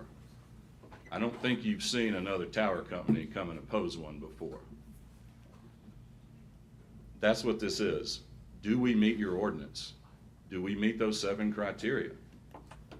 What we're really asking is to be treated like they were when they came before you. So is it a substantial evidence argument on the Telecom Act? No, and Craig will advise you this, but are you discriminating amongst tower companies? Are you allowing AT&T to get the coverage it needs and keep improving its coverage, which even they admit will increase marginally? Now, marginal to who depends on who you are. And it's probably a larger margin if you live there than if you own the neighboring competing tower and want your monopoly. So this is an application that's before you just like every other application. Consider the 7 criteria, and if we meet those, and Craig, again, will advise you on the legal side, we think we're due to be granted, and I'm happy to answer any questions. All right, any questions? I just want to hear from Slay's dissertation. Well, yeah. Well, I do, because I'm really not sold on, my biggest thing for this, and it kind of goes back to, I don't know which one who said it, how is it gonna improve? And I've not heard enough to tell me that it's going to really improve. I really feel like y'all are dancing around what it's gonna really do. And I have not heard enough to say how it's going to improve. It's gonna improve you that you don't have to pay as much. But I'm looking for the citizens, and they're looking at me for that. They really don't care what you're having to pay. They wanna know what they're getting out of it. Hey, think of it like this though. You approved the 3rd tower, and they can't see sitting at their table any faster speed. Right. They're gonna say all you did was add a tower, and I can't tell That's the difference. exactly right. I think what is going to improve is the upgrades when they come down for safety and for technology. It's going to improve the coverage even marginally, which they admit, again, marginally to who. Right. The part we're dancing around is timing, because we don't know. When are these changes going to come? Like Mike said, it probably won't be next week or next month. But when AT&T is upgrading, this area will get it, either not get it if it stays on if AT&T stays on the SBA tower, or we'll get it last. So in a way, that sounds kind of like you're punishing them. Well, no, but I guess No, you kind of sound like you're punishing them. We don't get this, and they're not. It gets back to the pricing issue. SBA is punishing them by charging these rents. I got you. Well, and I guess here's my other point to the same side of that. I don't believe in big government, that we should be regulating every possible thing. The economy decides that, right? And the customers decide that. So if AT&T's not providing the service because we didn't add a 3rd tower, then they've got to search and find another service. Right? That's why we're asking you to look at this like any other application. I understand. Do we meet your ordinance? And the answer is yes. But we're handcuffed in areas as far as additional service. How well I know, where I live, there's one. And we're totally handcuffed. So just, to say, oh, they reach out and find additional service, there's not a luxury to that in a lot of the rural area. So we're getting there. But you say, see, I can't go back and tell them, you're not giving me a date. You could say a date, I don't mean like next October. I'm saying you're not giving me anything to take back. you're saying, when it comes up, it might be, well, I don't know, it could be this, next year, it may be, it could 5 be years. 15 years from now, 5 years from now. But because once you get in the door and you get your tower, there's nothing that says you're gonna have to do this. Well, if I may Sure. try to address that. Yeah, you should. You're the one that's gonna be making it happen. That's right. You know, technology changes so fast and so quickly in terms of what's available and what we deploy. What we have plans to deploy now for 5 years, it may completely change to something different. We're moving more towards what we call band C frequency with towers now, which will give you much more coverage, better coverage than you have now. Even in the same area, you'll see more than marginal increase. The toggling you have on devices when you're trying to go to a website, it zips through. A lot of it has to do also with the phone. There are some phones can't handle the speeds that's available. So all this is really a technological advancement question that's beyond the cell tower in itself. It's how quickly we can get these technological improvements out to the consumer, the end user. The more money we have to spend. Sell more phones. Yeah, well, yeah, but the more money build we more spend, towers. then build more towers. The more money we spend on other things, is less money we have to invest in the network. And that's a what perfect they- example of the upgrade. Yeah. We didn't know about C-band being deployed a year ago. Yeah. Now it's being deployed quickly. Quickly. And it's additional equipment on the same lease area, which now, because of the rents SBA is charging, this site Well, how much- could be pushed back to the back. How much longer do y'all have on that lease? I mean, are they gonna be, you gonna be in, I guess? I can't believe y'all don't know that. It's That's 20 an plus important years. fact to Yeah. know. It's an automatic, it's typically, most leases are 20 to 30 years Right. fixed, and then additional 5 years after that. I also don't know the specifics of this one, but it's long enough to where the pricing issue has made it. I mean, undoubtedly, somewhere in that lease, it tells you, oh, this year it's going up to a percentage point, and Right, increase. if there were only a couple of years left, we wouldn't be here. We'd be here with the application, but SBA, we'd be getting off the SBA tower anyway. Yeah. So, yes, sir. One question. And- It's, you're capable of putting these upgrades on the standing tower now, it's just that you're gonna have to pay more. That's right. And it will go at the expense of the other citizens and other build out in Whoever's Rankin paying the phone County. bills. And historically, we've not been able to get approval and access for them to grant us the permission to get on it. They have delays in that process for approving additional. With this new tower, we don't have to go through that process. So we'll be able to deploy technology quicker. I guess the question be, why are they doing that? That goes to y'all. That's well, I don't know why. That's the $10 million question. Hey, when you started That I working- agree, we'll when you probably started be working for settled AT&T, for. did you have any hair? No. Let me tell you something. Before I started dealing with AT&T on the board, my hair was brown. Yeah. You know, I did. my hair's white now. You know, Don't take it personal. Until I started I coming to understand. Rankin County, I had. I believe you. Hey, I got you. I don't doubt you. Hey, me and you are going down fast together. You know, we're going down fast. I'm with you. All right, Thank you. thank you. Thank you. All right. A couple of things that are kind of house cleaning. Hey, Greg would like to say one thing. Yes, sir.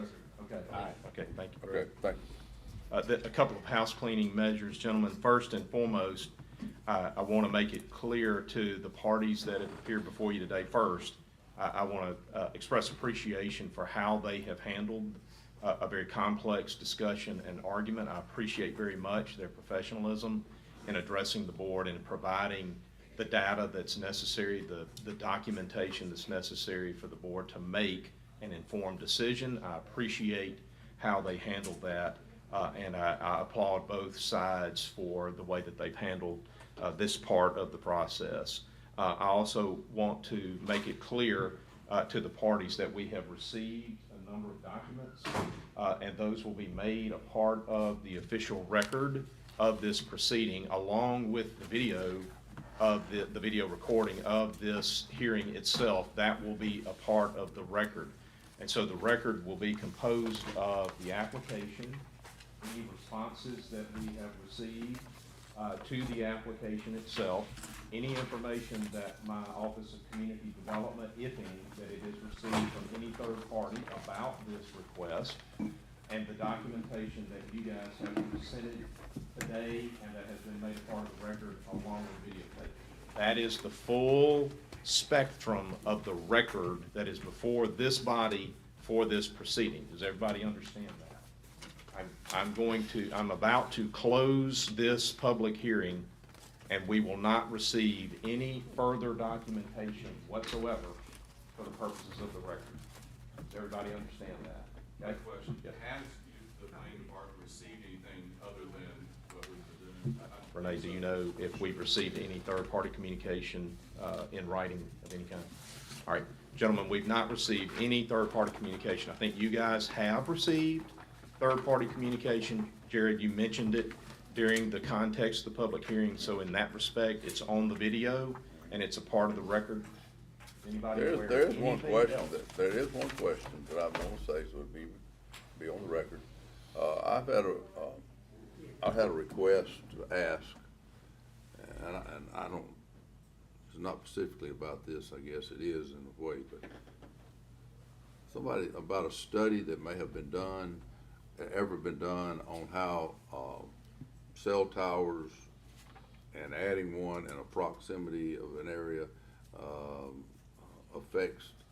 could affect, I guess, brain damage and things toward young people and children.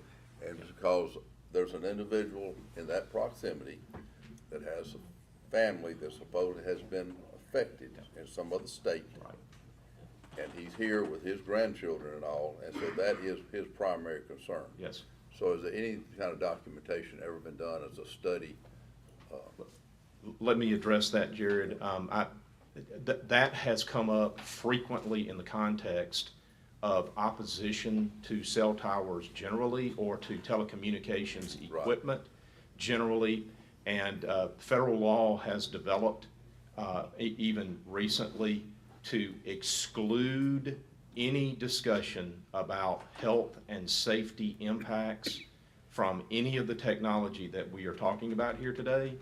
It is not a basis whatsoever, and it is subject to immediate reversal in federal court were the board to make a decision to deny an application on the basis of a health concern. Did I misstate anything, gentlemen?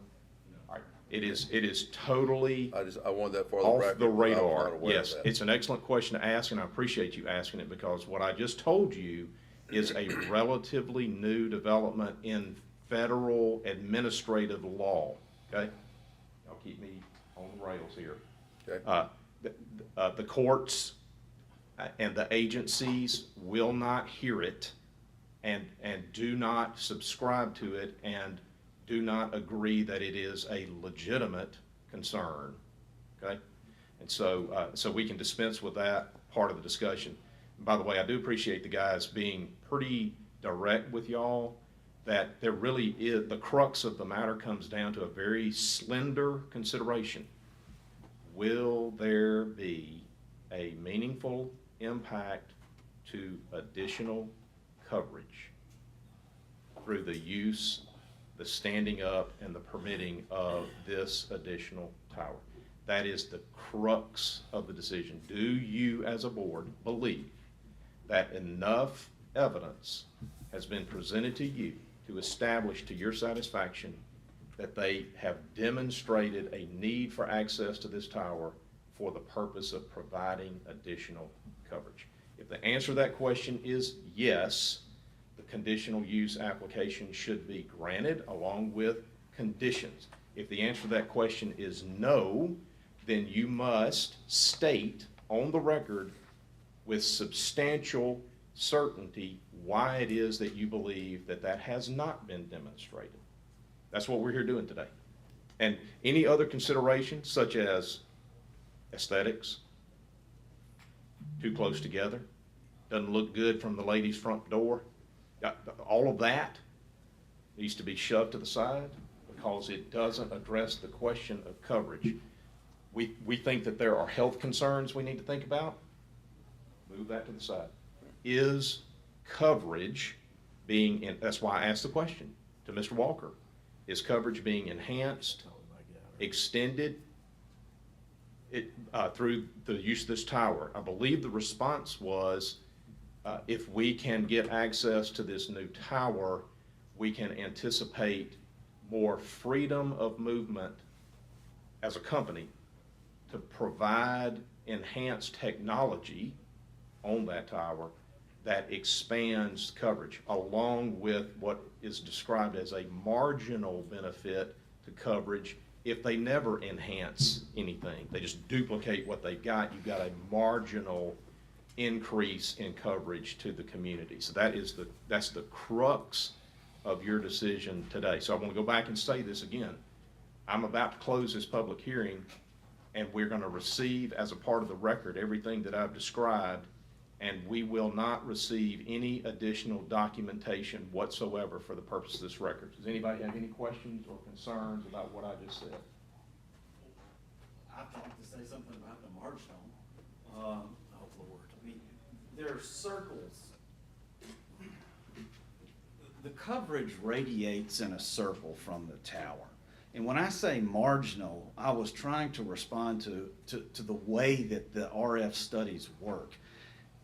If you've got two towers that are broadcasting at the same frequency, at the same height, and are 1,500 feet away from each other, there's going to be marginal improvement in the coverage to the right of the tower that's to the right, and there will be marginal improvement in coverage to the left from the tower that's to the left.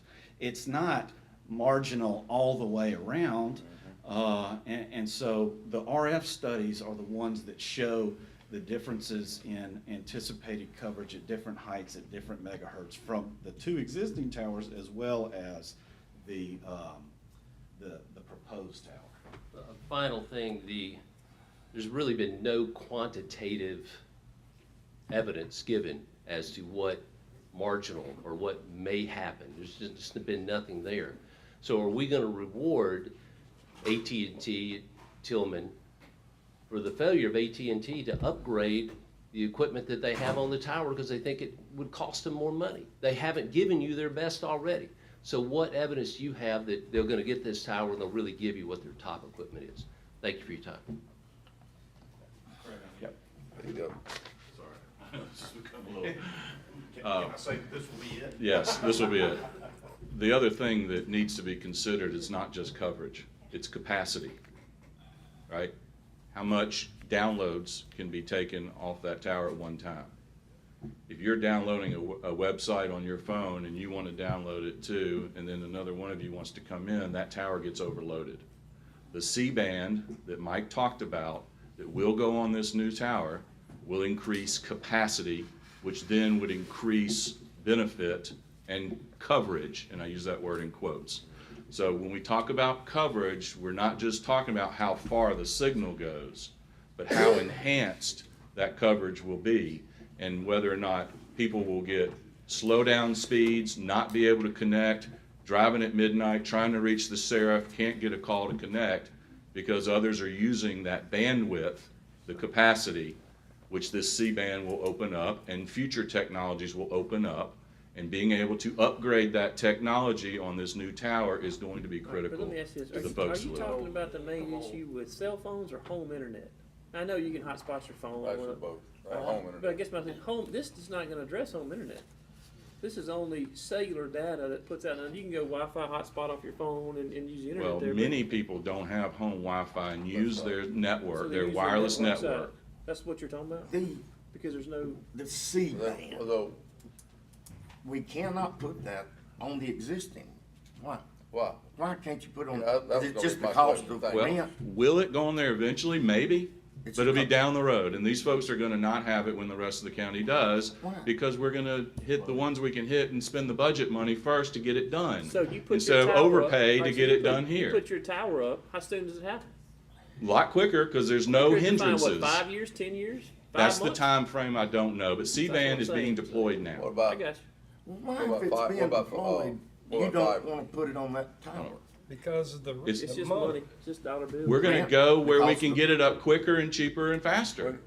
First. How long will you run fiber? There's no time, they won't give you a time. I don't know, I would give you time if I knew a time. guys, let's don't be unfair to Yeah, Andy. He I'm not. represents the Yeah. power. No, Okay? I know. Mike's here. He came up here, he came up here and wanted to say it though. So Right. you're the, Yeah, you're if I knew the messenger. time, I'd tell you, and I think Yeah. if Mike knew the time, he'd tell you, but like the C-band explains, this stuff changes every year. Let me just quickly. I used to watch If Judge we Judy prove get this fire tower, station. and they don't see any That's what I feel significance, like right now. when they get watch if that Judge tower Judy comes in at there, fire they're station. expecting to see That's something. what I feel like. And if I can't say within a year, you're gonna run fiber, started running fiber down there, then That has nothing to do with they're like, they're not interested at all. They're mad at me. And you talk about moving this tower here, you're gonna move it over here, you're gonna take your antenna off of this one, you're gonna move it 1,500 feet over. Well, you talk about this circle thing, well, it looks to me like you're gonna help them a little bit down here on this end, but then you're gonna hurt them a little bit up on this end, because you just moved it down. Well, we raised it 30 feet to avoid that. Yeah, okay. So and that's why we did that. But the thing is, you're not, if we got people gonna listen to this, this meeting, this report, and I promise you, I know some of them will listen to it. And they're not hearing anything, they're hearing the same thing I'm hearing. And they're saying, it tells anything about when they're gonna improve it. It's just can be improved. It will But they be also faster said we with the new can tower. improve it on the existing tower. It'll be faster with this new tower. Now, I just address one thing of clarification. Yeah, you better, I think you're I think the man. the point You're was the made. man. The residential in-home broadband issue is separate from the wireless cell tower issue. Now, the point that somebody can use a hotspot from their phone to get internet at home, we're in the process of making plans to add fiber to more residential areas, which would address that issue. That's what I'm saying, fiber. Yeah, fiber to When's the residential fiber areas, coming? but that has nothing to do with this. this cell phone tower. Yeah, it's a totally different issue. I Okay. just wanna make sure we keep Okay, those two separate. when's the fiber coming? When we have a conversation about that, I'll be glad to come and discuss. It might have something to do with it. Yeah. So let's move forward. Yeah, It please, might let's get eventually this have knocked something to out. do with it. Let's move forward. Again, I think I've tried this. This is attempt number 3. No, we're done. Yeah. No This more. is attempt number 3 to close the record. I think we're fixing to go just some motions right here. Yeah. So- Does anyone misunderstand that the record is being closed at this time? Gentlemen, the public hearing is closed. The record is established. Everything that is before the board at this moment is what will be the record before the board. And I've already addressed what composes the record. You will not receive any additional information concerning this application as a part of the record, okay? And so now we'll move into a brief discussion about your role as the arbiter of the application and trying to parse through the information that you've heard here to establish whether or not there's been the requisite showing under your ordinance to provide for whatever decision you intend to make, which is either a permitting of the conditional use permit or a denial, all right? And so if you decide that you are going to permit the tower to be constructed, then you will need to work through the process of establishing the conditions under which that will be allowed. And if you decide to deny the permit, again, we have to state very clearly the basis for the denial. And I've given you kind of the parameters. You guys are hampered, you are burdened with what the federal law provides for your discretion to be when you are considering a matter of a telecommunications facility. This is unusual. You do not typically address issues that affect interstate commerce. This is one where you are affecting interstate commerce. So the federal government has said local political subdivisions, when they have these proceedings before them, they cannot regulate to the exclusion of the service. And so we're not going to let you just deny them because you don't feel good about it. You better have really good, solid, permitted reasons to deny a request for a telecommunications facility. That's what the Telecommunications Act provides. So it's not unusual for us to have that type of thing happen to us from time to time. We've seen it in other contexts. But this is one very clearly where the courts have weighed in very thoroughly. And speaking of which, I want to address a particular court case that Judge Tom Lee has decided that involved Alltel Corporation and the city of Jackson when a tower was denied by the board at the city of Jackson a couple of years ago. This case came down in June of 2020. I don't think it's been appealed. You guys know anything about that particular case? But Judge Lee, I thought, did an excellent job in helping folks to understand. In that particular case, the board in Jackson was disturbed and bothered by the fact that the applicant for a new tower location somewhere in the city of Jackson, I don't know specifically where, but the board was bothered by the fact that the tower owner hadn't bothered to go talk to any of the neighbors at all. And they felt put upon by that. Y'all are asking to come in here, you hadn't even bothered to talk to our neighbors. We're not interested in letting y'all do that. And the basis for the denial for the application was you didn't talk to our people and our people don't want it. And we've received a petition signed by 20 to 30 different neighbors in the area who say they don't want it there. And so the board said, you know what, we're listening to our people. They don't want it. You didn't bother to ask them. We're not going to give you permission to go there. Take it up with the court. And they did. And Judge Lee reversed them, reversed the board, and rendered. He said, you issued the permit. Didn't give them a chance to even talk about it. That's how serious it is when we are dealing with telecommunications facilities covered by the Telecommunications Act. My job as your counsel is to advise you we better have really good reasons to deny an application for a conditional use permit on cell tower. And if they have established to your satisfaction that there will be an extension or an expansion of coverage to folks that are not served or will not be served, if they have established to your satisfaction through the record that they have shown that over time additional services that are not available at the moment can be made available for reasons that they have indicated to you, then your role, your responsibility is to grant the request and to assign conditions. If they have not established that additional coverage will be made available to your satisfaction that they've done that. If they have not established that, then your decision should be, we deny the application, and here's why. There's a third choice that you could make, that you want more time to think about it, that you're not ready to make a decision right now, that you want time to think about it, and that you're going to table your consideration of this to a date certain, where you will render your decision. Yeah, and I'll give you my 2 cents of it. I can't see where it increases coverage. That's what I can't see. I can't. Well, I think it would definitely, But I don't not mind necessarily expand, but it would broaden the services they will have. But I really That's don't think this after. is our opportunity to do it. I would just soon table it, let them fight it out in the courts, and then we'll go from there.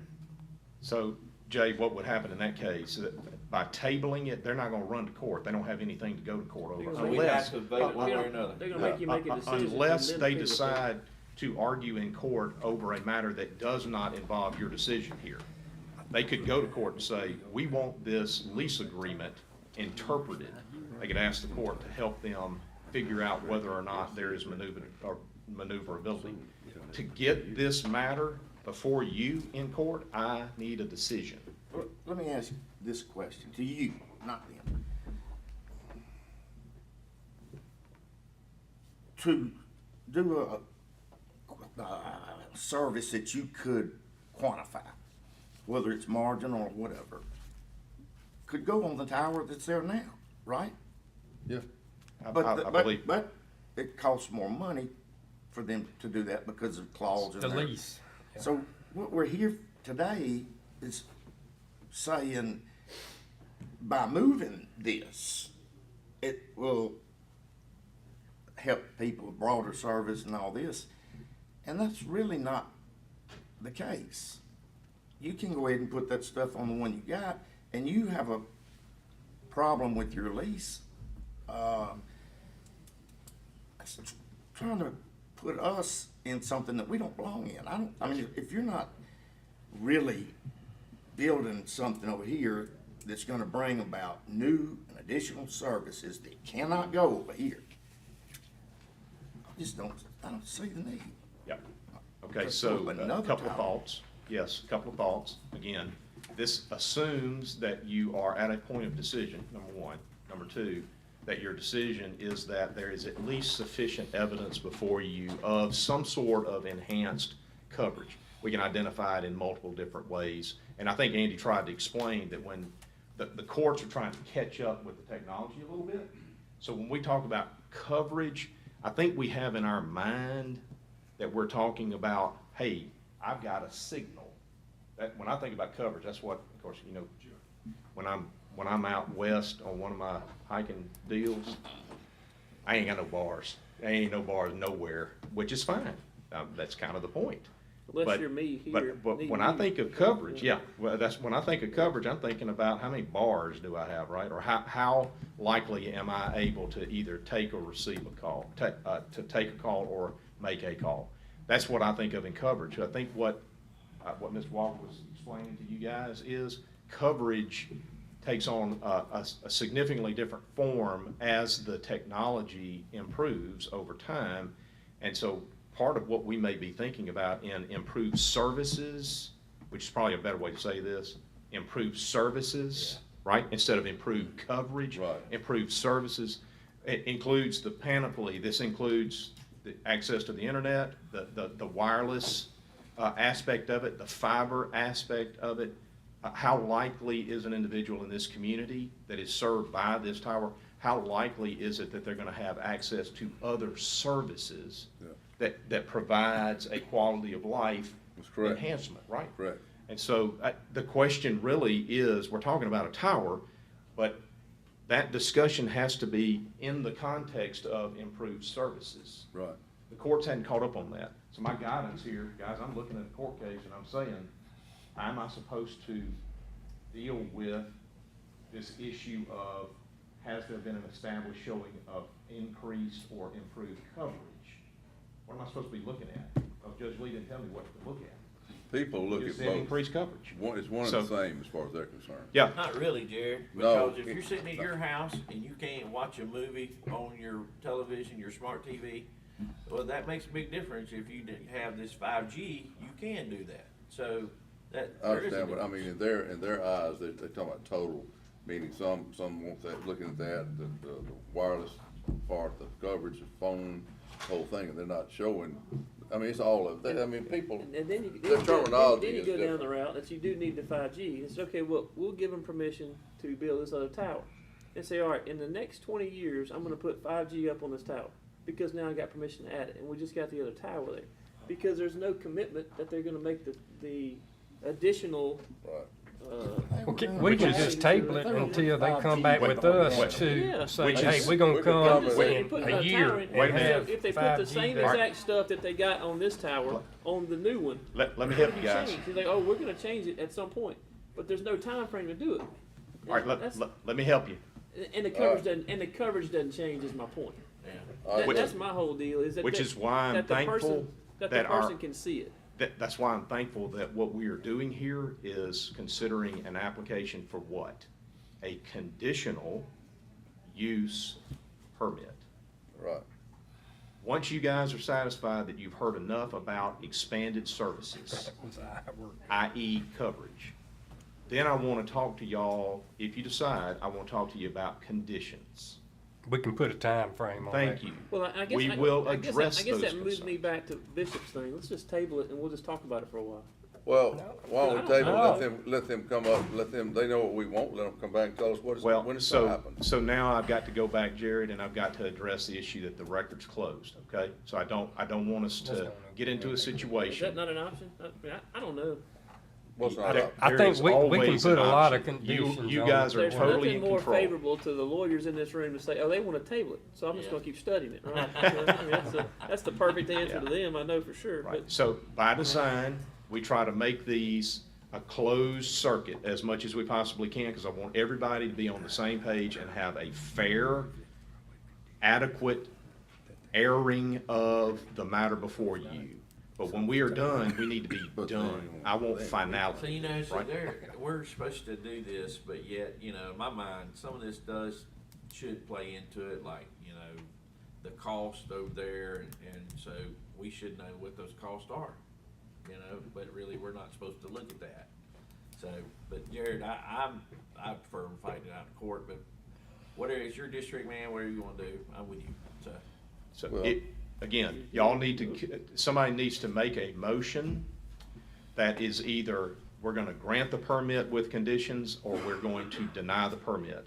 And I'll have more to say depending on what motion is on the table for action, But I'm please. not hurt, well, the conditions, all sounds good, but I don't see, first off, the conditions that I think we would put on it, I don't think they would meet. Would they be willing to meet? So what is that, Because- what happens? Then What they have to come happens back. if you guys issue a conditional use permit and the conditions fail? What happens? The permit is Denied. rescinded. Yep. The tower comes down. How much does a tower cost? I mean, I know, depends on what type of tower Lots of and all that money. kind of stuff like that. I mean, like a ballpark tower, how much, I mean, what type of tower, what type of tower are y'all gonna construct? Do you remember? Self-support tower. Self-support tower, so And a generally with ballpark all-in development around $250,000. Generally. to build one, To build. $250,000. Which is why the leases are 20+ years. Hey, think about that. I can spend $250,000 on a new tower, or I can just pay a little extra here. $250,000? Yeah. So they don't know Actually, what that money is they We get don't know charged. what they're paying. Hey, and then from the conditional use side, that if they didn't go along with conditional use, they're gonna tear down a $250,000 tower? if you guys make that a condition, that's exactly what would If they have to agreed happen. to it, I mean, I got you, they wouldn't agree to something they wouldn't. They don't have to build a tower. Based on your conditions, they may decide, yeesh, not sure we want to build that tower. Well, I would think if you do it, it would definitely have to be a timeline out there to get these services up and Yeah, running. yeah, but see, that's the thing, that's what I was kinda alluding to, and he couldn't even give me a vague, they really couldn't even kinda give you an idea Well, I when guess it my might thing be. is, if you put the conditions on it, he's either gotta say, yes, I can do it, or no, I can't. I know, but I was trying to be fair with it and kinda hearing what you may think, and they just leave it hanging out in the air. How much rent could you pay for $250 It'd take a while to recoup million? All right. Rent? that. Hey, Do I have a motion? AT&T won't be the only tenant on the tower, That's right. guys. That's right. So, there are financial reasons for Tillman to be in the tower business that makes sense to those guys. Conditions. It's not really y'all's deal, That's try to what I figure think out the we need- financial We need to research impact that, here. figure out what you wanna put on it, instead of just, you might miss something if you go It quick. might, it's a little difficult to add the conditions, just right out the top of my, just right Well, now. why don't we do this? Let's make a motion to table this till the next month, and then we can, Work session. Your Work next session or what? opportunity, gentlemen, That'll be the end of is, the month. cause we can beat around on this February all 2. day. if I can encourage you guys to please table this to the 15th of February. Is that our meeting date? But we got one coming up. Yeah, we Yeah, do, just too quick. but your board attorney will be halfway across the world. Well, no, we don't wanna do it without you. I need, Wow. 15th is the soonest date that we can do it, Are y'all good with that? because of our hearing yeah, dates. it would be interesting if we acted without him here. Ain't no telling what we'd do. hey, he'd be mad, Slade be mad when he came back. You did what? Y'all might be surprised. You getting us? Yeah. I will be traveling back to DC on the 15th. If we could push it out a little further from there, I certainly. Well, it's not like it's fixing to be built anyway, so I mean, Yeah, just put it to the end of the month then. We could do it on the work session, which is that March month, yeah. March It gives 2. you plenty of time to get your conditions down. Well, if you gonna do it. All right. I don't want to belabor these parties any longer. They've waited quite some time for the application. I appreciate the fact that Congressman Harper's is going to be actively engaged in DC. That I understand why, and so I get that. So if y'all are willing to accommodate the lawyers here, quite honestly, is March 2. March 2 I'm fine good? with it. March 2 on AT&T side? Yes, thank you. All right, so what are we gonna do? I believe that the motion is gonna be that we're gonna table this to March 2, 9 a.m. in this boardroom. The record remains complete. Is there any desire on the board to lift the prohibition on additional record, receipt of any record documentation? Is there any desire on the board to lift that to allow the parties to submit further information should they desire? What do you think?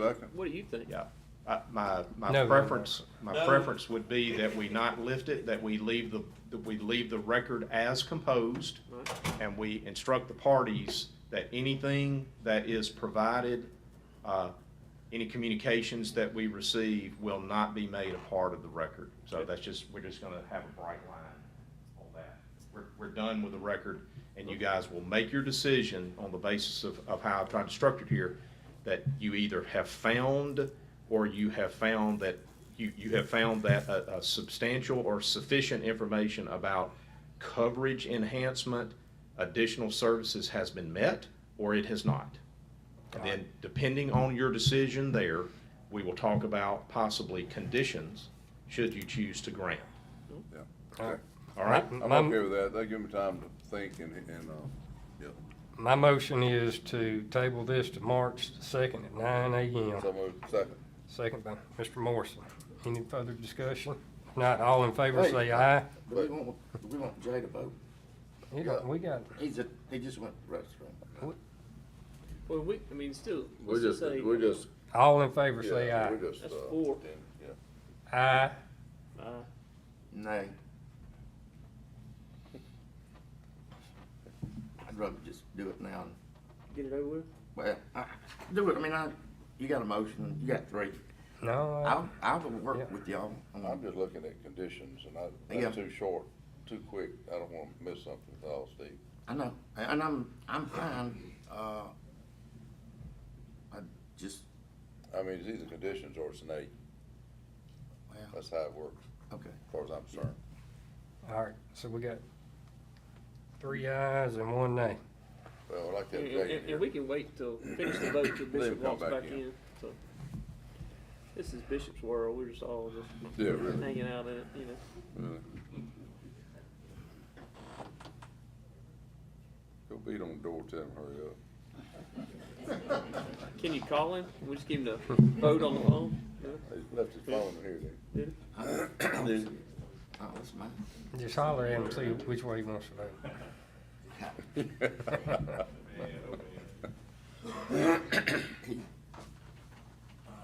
Should be right back.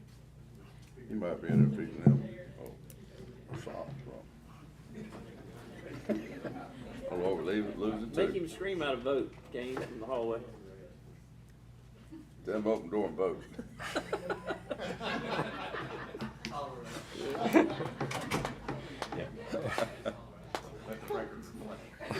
Let the record, yeah.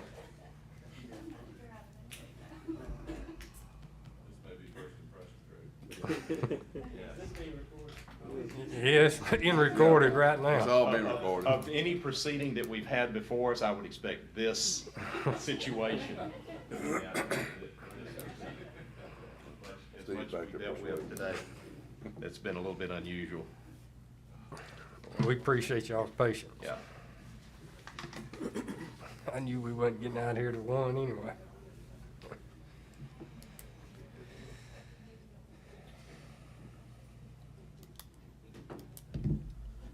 Samantha, you were busy this morning.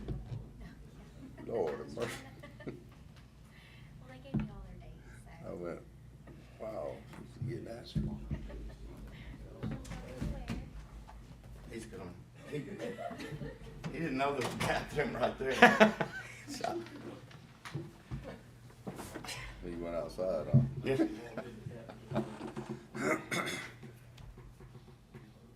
I did not tell him anything other than, come on, they're voting.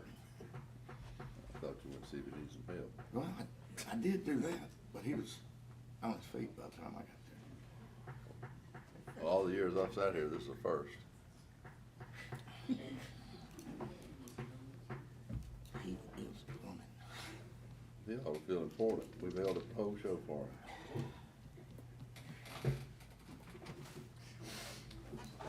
Hey, Jay. Da, da, Still doing da. this? Yeah, Waiting on you to vote. it's the motion to table, Jay. Motion to table, and we got 1 nay and 3 ayes to March the 2nd. Is it? Aye. 4-1. Any further? All right. Appreciate All right. y'all. Thank y'all. Mr. President, with your permission, we'll move on to item Please. B, which is, I'm not going to read all this. The short version is this. There has been a statutory raise that is granted to all of our judges in Rankin County, with the exception of Justice Court judges, but circuit and county court judge and chancery judges are all entitled to a raise. This is pursuant to a law that was passed some time back, and it has graduated raises structured at certain intervals of time. And so this is recognizing a pay increase for the circuit, chancery, and county court judges, as you see those numbers laid out here. I just need a motion to approve. Yeah, I'll make a motion to approve. Second. Motion made by Mr. Cross, second by Mr. Morrison. Any discussion? All in favor say aye. All opposed, like sign. Gentlemen, items E and F I want to explain together, but I'll need separate authorizations. Item E is all that you're doing is authorizing the board president to sign what's called an activation letter. This is for federal funding that we've received already for our connector loop. This is the $5 million grade separation segment that was from Senator Cindy Hyde-Smith. And item F is an activation letter that relates to the $640,000 that we received from Senator Wicker back in 2021 for what's called the East Loop segment. That's why I need those separate. That's two different segments So of we the got same. different funding. I thought we just got funding for the grade separation. Yeah, we got funding for the entire connector loop from Cindy project. Hyde-Smith, which is $5 million, and we got $640,000 directly to the East Loop. And so It'd be nice to been the opposite. yeah, so it's the entire project that is being funded, not the individual segments, with the exception of the way that the East Loop segment was funded by Senator Wicker's office. His funding actually came to us before MDOT put this together as one complete continuous project. So that's why we have to have separate activation letters. All right. So you're just authorizing Brad to sign the letter that says, hey, we intend to be the LPA, and we intend for these funds to be made available for use on these projects. I'll make a motion to approve. Second. Second by Mr. Morrison. Any discussion? Yeah, why are we not letting Brandon be the LPA? I don't know the answer to that one. Because I was asked Oh. to take it from here and go with it. I mean, all the times in the past, we've always, We got it. had a road inside the city limits and did a LPA project. It was always the entity, whose city limits we resided in. But not that we didn't contribute to the project, just they were always been the lead charge. So this is kind of definitely out of scope from what we've done in the past. All right. Things develop, I'll share with you what I understand and what I know, that things sort of developed with the way, I'm trying to be careful here, Jay, the way that the East Metro Corridor Commission situation kind of unfolded, especially at the end. There was some friction there among the municipalities that were a part of that resulted in the momentum that had been achieved sort of stagnate. And so the discussions were, since the impact of this connector loop is going to have a much greater impact than just one city.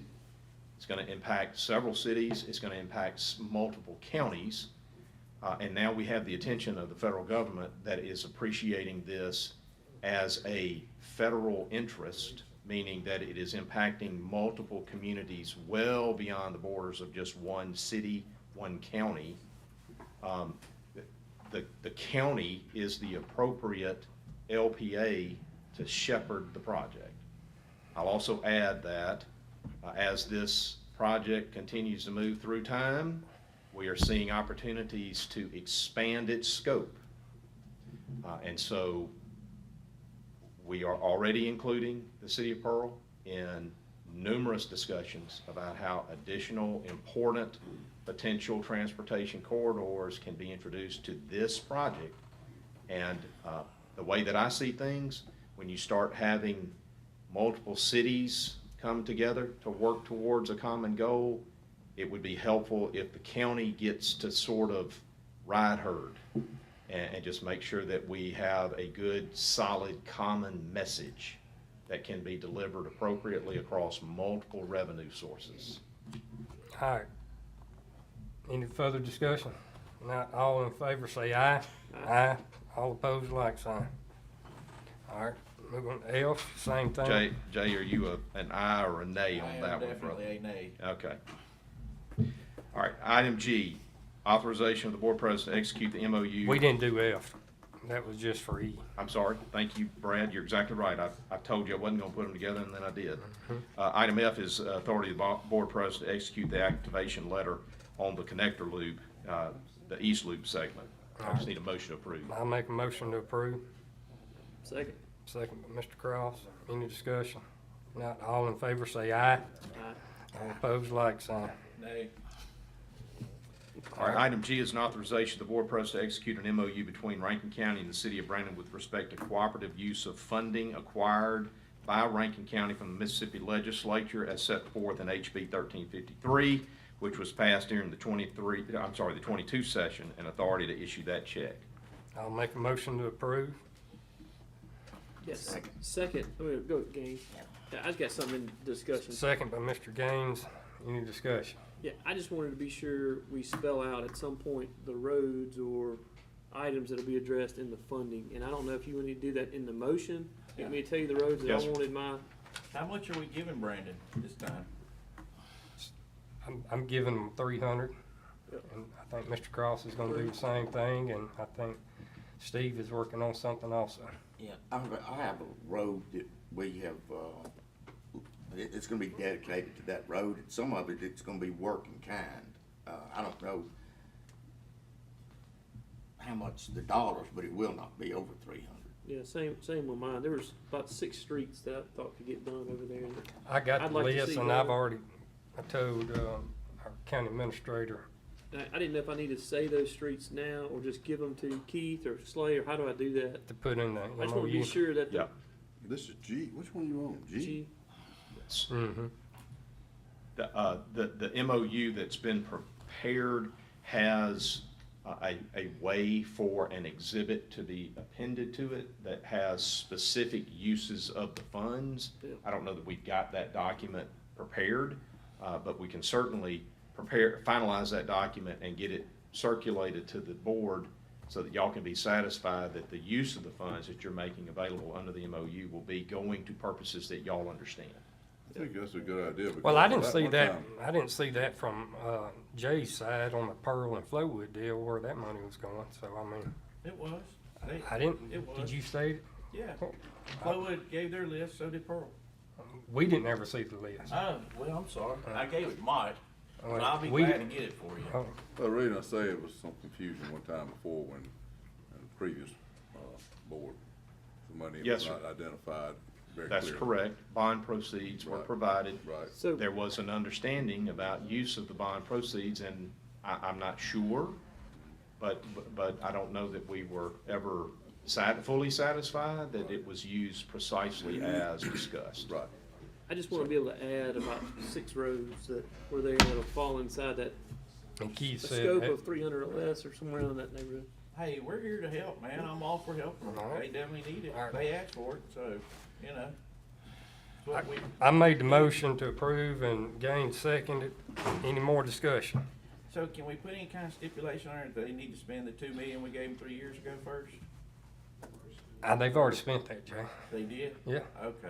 That All right, was a- 'cause that I just was a remember street one of 'em- light. I thought one of them projects was a red light at Lewis Wilson. It is, it's up. If you They go, did do it? if you Yes, go sir. down Oh, south, okay. you'll see All it. right. It's there. It works. Well, we're gonna get a list of, are we gonna get? Well, I know we're gonna show they the roads? spent the 500,000 we gave them Luckney, so, but what about the is one of these roads Marquette? Cause I know they'd asked us some time ago. No, but if you like to do give them some from Marquette. Marquette, Well, I thought that's what part of the 2 million was for. that wouldn't. Jay, I don't remember Marquette being in there. Maybe my memory is. There was talk about it, but I don't know for sure if that was it. Mark Baker came and asked me about it, so. I don't think it was, there were 3 things that it was supposed to be spent on, and Lewis Wilson Light was one, there's another light at Burnham Road. I don't remember This- Marquette. Barnum was supposed to be last, I think. No, I'd seen- Kennedy Parkway was supposed to be I had last, seen- and that was really the first one. Okay, There's one no of the red first. light at Burnham Road. The reason, Well, I think there is, Well, it was already there. yeah, but I It's mean, coming though? yes. Okay. the streets that I was mentioning, those 6 was a list that Butch had formulated like a wish list Yeah. of roads that he wanted. Yeah. And that's kind of where I pulled the 6 streets to fit inside Yeah, kind of. this has been a cooperative process, Yeah. which is what you expect an MOU to ultimately end up being. I just want to spell it I don't know that out I've to seen the those list. roads. So Where's the list? can we do this, Mr. President, for your indulgence here? If you want the list, I want to give you the list and I you. saw the list. When did it come out? Yeah. So Brandon, you got? Yeah, that totals over, But where was it? You? it was listed Butch sent us, I don't know. me and Daniel. Cause Oh, we just went you and and met, we went and met with them. Oh, Brad, is this, oh, he sent the two of I y'all. think this is I didn't just know your if that- list, He was isn't it? just saying, I was saying. Oh, it's the all same on roads. You want maybe Okay, all right, guys, here is a listing of the roads, and presumptively, this will be made an exhibit. Y'all ready? Y'all ready? Stand by. Stand by. They not paying attention. Yes, I never heard of that. Okay. That's just road bid. These roads are all listed. Brad, do you know if the rating, has that come from our, is that from the city of Brandon? City of Okay, Brandon. so Brandon's rated the roads that are on this list I'm about to call out to you guys. They are gonna either be failing or poor condition, each of the roads. Bryn Mawr Drive, Harvey Hill Road, Red Oak Drive, Rollingwood Avenue, Crimson Lane, Pine Circle, Ditto Circle, Copper Ridge Drive, Eastwood Drive, Oakmont, and Deborah. Those are the roads, it's And- 11 roads. And Brentwood is mine. Brentwood is one additional, Steve? Yeah, that's the one. But that's not part of the MOU that we're doing right now. Oh, no. This will be a later, Okay. a later Yeah, MOU you that may be involves quiet. Steve's. Bring up in something you didn't know about. Yeah, Steve's contribution will I know be, we've had will be discussion. coming later, okay? Yeah, So dude. this MOU will cover these 11 streets, and it'll be Daniel's money and Brad's money. Yeah, and I guess the 6 I wanted to prioritize out of that master list you gave, so I'll just go ahead and say it so you can get it in the MOU, was Bryn Mawr, Copper Ridge, Oakmont, Deborah, Harvey Hill Place, and Pine Circle. Okay? Okay, so those right there should total less than a little 300. It was a little over, I got it, it was 301,400.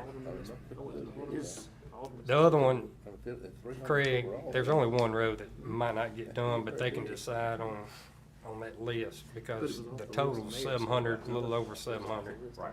So they got, So the way to do this is to insert this list into the MOU and to indicate that the funds need to be used Directly for those. directly on these roads to the extent of the funds. Why couldn't you put Steve's Road on there? Since we hadn't Well, we actually done the can, MOU. but Steve, are you in a position where you're? we don't you're have a ready for this? number. The city's never gave us a number on what it's gonna cost. Okay. Well, Steve said he's willing to commit up to 300. Well, that's on it. fine, if that's what he wants to You can do. put that, whatever you want to do. So Steve, what was the name of your road? Brentwood. Brentwood. Yeah. And so your. 300,000. Your decision would be that Up the to 300. maximum contribution would be 300,000. Yeah, and Mike, it's gonna work out, who's gonna do, they're gonna work together, and so some of it'll be working kind. But I tell Mike, his budget's 300. 300 is gonna cover the working kind too. So, The City of Brandon, I don't know. from what I, Talk to him right from now. what I understood with the City of Brandon, that they were gonna go in halves, or Steve was All gonna right, that go in makes halves. more sense. Yeah. So, Okay. 300 won't do Well, much. it's a gravel road there, all he wants. is- So let's circle back and make sure we're all on the same page here. It's an MOU, it's with the city of Brandon. There will be an exhibit attached that will itemize the roads that have been discussed. Y'all heard them read out. Steve has one additional road, Brentwood. So the total amount of the proceeds between Brad and Daniel and Steve will be $900,000. That's the correct. total. And so the city of Brandon is required to address each of the roads that are listed, all 12 that have been listed, using the county's proceeds and whatever additional proceeds that the city's gonna bring forward to account for the condition and correct the condition of those 12 roads. Yeah, I The mean, motion's been made. so and- you just gotta vote now. I guess. Yeah, he did and add Steve one. seconded it. And any further discussion, if Jay likes to ask some more questions, it's his time to ask. Now, I know that Marquette's not being done, I hate that, man. Well, Yeah, I would, yeah, I'd like to know a little bit more about the Brentwood. I've just figured out which road that is, but I I can think do he's that got it later. all covered. Huh? I think it covers all. I don't know about that. It's That's what they gravel. It's gravel. So I don't know, he's not so sure, but anyway, we can talk about that later, I don't have to do it now. he's only committing 300,000. Yeah, so Don't do it. I'm just gonna wait, I mean, I don't know enough yet. This all came to you to me, I didn't get an email or even, nothing about it, so I have no clue what was even going on. All right, But I know that road they've been wanting to do, and so we'll see if that's gonna be enough. If not, then I may do something to help get that. all right. All in favor, say aye. Aye. All opposed, like sign. Okay, item H, Mr. President, authorization of the county administrator or any other appropriate person to execute 2 Mississippi municipality and county water infrastructure grant subaward agreements. This is with the Department of Environmental Quality for receiving state of Mississippi matching grant funds for American Rescue Plan Act projects. Yeah, I'll These make a motion agreements to apply. approve. I'll make a motion to approve. Okay. I'll second. All right, motion made by Mr. Cross, second by Mr. Gaines. Any discussion? All in favor, say aye. All opposed, like sign. Motion carried. Mr. Hicks. It's still morning, barely, but good morning. Not long. Item A is, our last meeting, we accepted and took under advisement the bank bids for our county depository, and today we're asking you to award the bank bid for the county depository to Origin Bank as the primary depository and Bank Plus as an alternative through 2026. So moved. Second. All right. Mr. Bishop made the motion, second by Mr. Cross. Any discussion? All in favor, say aye. Aye. All opposed, like sign. Motion carried. All right. Item B is approval to certify the Department of Revenue's order approving the real and personal property rolls for 2022. I'll make a motion to approve. Second. Motion made, second by myself. Any discussion? All in favor, say aye. Aye. All opposed, like sign. Item C is the Florence Library re-roofing project, approval to pay the only and final pay application to Iron Creek Custom Homes for $45,875.62. The architect has reviewed it and is good with it and authority to issue that check. I'll make a motion made, Mr. Bishop, second by myself. Any discussion? All in favor, say aye. Aye. All opposed, like sign. Motion carried. All right. Item D is the increase in mileage reimbursement to 65.5 cents per mile. And that is coming to us from Mississippi DFA, effective January 1. I'll make a motion to approve. Second.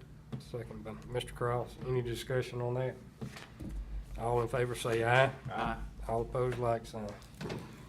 Item E is, we've kind of gone through and updated our personnel procedures manual.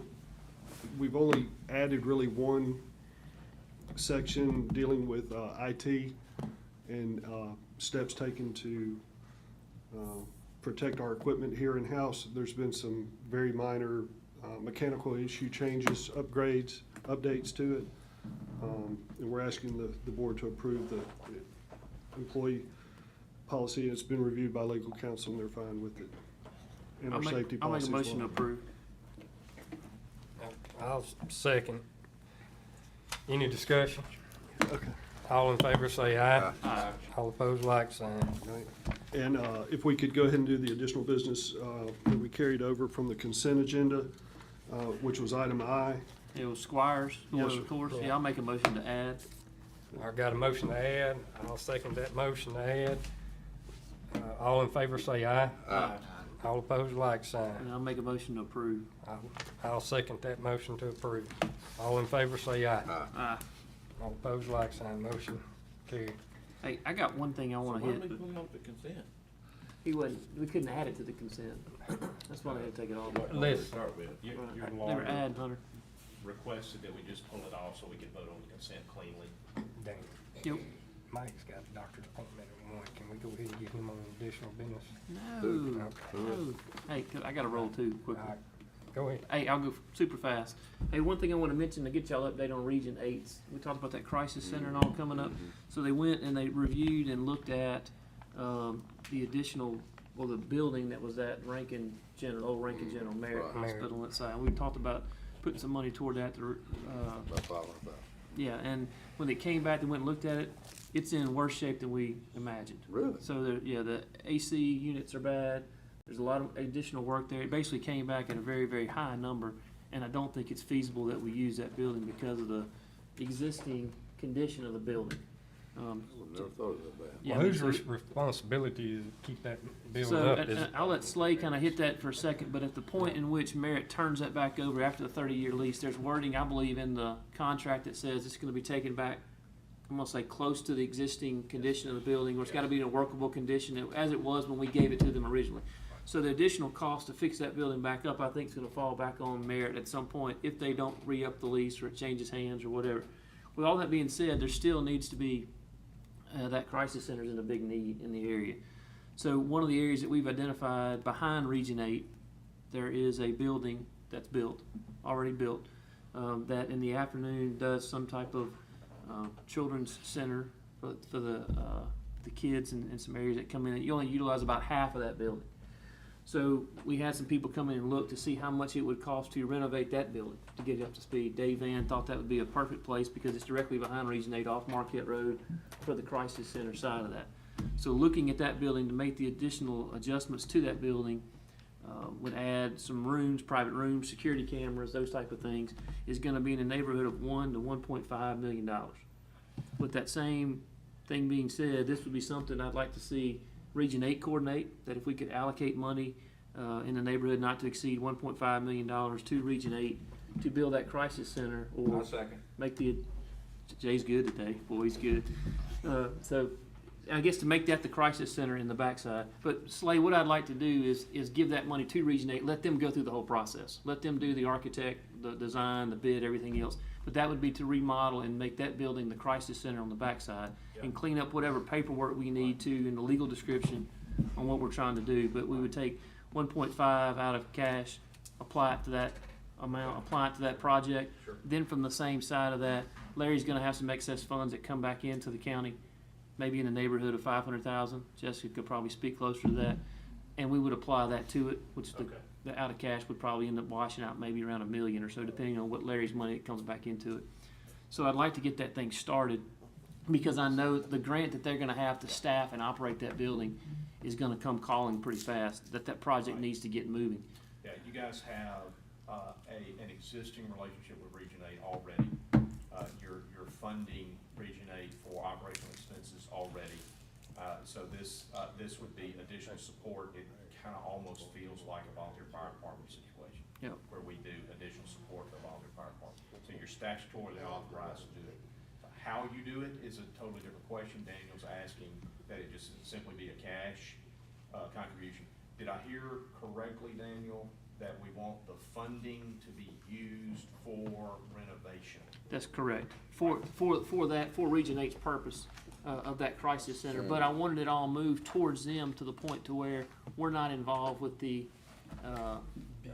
process of it. All the architect and All that stuff they'll deal with. Region 8 deals with that, so we Yeah, don't that's bog why I our wanna people down. ask for clarity on Yeah, that. for the architect, all the additional work that's gonna come in, that full cap of doing it, we're basically handing Region 8 and Dave the money and say, here, go do it, here's your issue. What was the other part you mentioned there at the end about the staffing? Yeah, so it's all covered by a grant. Okay. So the grant's paying for all that, but my point is, if we're not utilizing that grant that's coming from the state, Right. I don't wanna lose it. They possibly Which is will why I lose wanna the get the funding. process And the going. other building was gonna cost way more than that? 5 million. 4.5 to 5 million. Man. Yeah. the foundation Jared, was a fault. the requirement, the requirement to do like an inpatient care facility would require substantial renovation of the They need to building. bulldoze it down. It's not just about the They need to condition. But I demolish guess it. my point Yeah. is, if It's we not stay just out of about there- the condition. Okay. Merit Health will want us to go fix it, to take them off the hook to do it. Yeah. But according to the way it's set up, they're Is gonna this put it building back big in the enough state. to do what That's no money. the sheriff needs? Huh? Is this the building big building, enough? the Yes. proposed site, Yes. is it adequate space to cover the number of beds that they have I grant spoke to funded? Dave Van extensively about it. He believes it will work perfectly, and it's his recommendation we use that building. Is it bigger than the old building? Excuse me, the other building? Now, the other building will be bigger, yeah. There were gonna be spaces in that other building that they weren't gonna utilize, what they were doing, so. So that our internal folks understand completely the board's decision, we are saying to Region 8, we are in for renovation costs. Correct. We are not in for engineering, we're not in for architect fees, we're not in for ancillary expenses or planning We're in expenses. for 1.5, whatever that covers. Wherever we're in that for. stops, yep. And I guess my thing is, if those fees are included in that 1.5, I'm good with it. Okay. I just want it to be 1.5 cut, anything above that, Region 8 picks up the ticket. And I'm good, because I was misunderstanding your motion. Okay. So the motion is 1.5 million as an additional support item, and they control the expense of the funding. Yes. Everybody clear with that? Yes. All right. All right. So that'd be my motion to add. Second. All right, motion to add, Mr. Cross, Mr. Bishop second. Any further discussion? To add, all in favor say aye. Aye. And then All I opposed, make- like sign. Then I'll make a motion to approve. All right, motion made, approved by Mr. Cross. Do I have a second? Second. By Mr. Morrison. Any further discussion? Not, all in favor say aye. Thank you. That's Aye. gonna be helpful. All right, I know Mike Harrison's got something on additional business. Looks like you're getting around pretty good there, brother. Yep. Hurry up.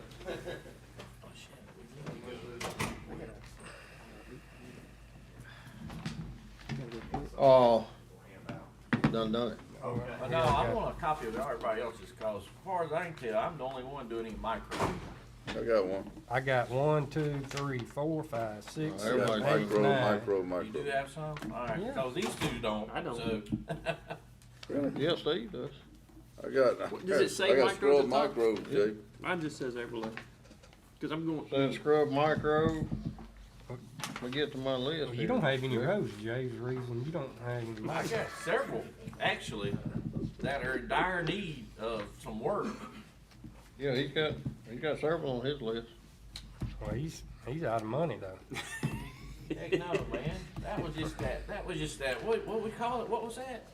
We kept That was referring your to. Civil Link money. Civil Link money, yeah. Civil that was Link. just Civil Link money, yeah. That's all it was. And he's right, it was. That's Just reset. Civil Link. Man. That's reset. Yeah, man, that side point now. All right. Basically, what I've done, I've gave everybody a list. The first page is where we first started from with our legislative money. Civil Link? Yeah. So all these roads are based off our Civil Link plan that me and Tim's been through, that we see that needs to be done this year. That's Civil Link money. All that. How Basically, much what we- is it? That's what that is. Yeah. Oh, what's the total? Yeah, cause we had Oh, discussed. it's bidding way these way out. more than we got money for, Jay. Well, we had discussed bidding these out. That's right. So And what we we've get- got, so to fast forward where you wanna be at bidding out, everybody's got their list. Looks like right now, what we've done today and everything else, I've been kinda subtracting. We're probably gonna be at 10 million. That's in my in-house budget and the money we've got left. Alright. I've talked to, Sean with AJ Construction, which is, got our commodity bid. If y'all don't know him back there, he's managing partner for AJ. They've committed to right at $3 million worth of work in their 6 months to 10 years. Which will go to the 1st of June. We'll rebid in May for June contract. You're gonna do $3 million worth of work in 6 months. Yes, sir. That's what he's committed to. That's what they've committed to. That's gonna leave us $7 million worth of work to do for the rest of the year. Not saying they can't get more than that, but I mean, that's what they've committed on their, because the So out of limit on 10, that out 6 of months. 10, out of 10, term bid. Jay, we got $3 million committed to in our bid we have right now. We got $7 million left to spend that I would like to spend between now and September. Can you And wrap we've all talked that up? about, Well, that's actually, we need to spend it between now and August. right. And what we talked about Yeah, doing, me don't and need to go in Tim, September. what we talked about doing is putting that $7 million out for bid. Well, actually, Better we get it done by August, right? actually, you don't have a point. If that's what the board wishes to do. That's what I'm here for today, is try to get. I just don't think somebody can do $3 million work in 6 months, especially during the winter here. That ain't gonna happen. And we did right 2.8 in 2 months.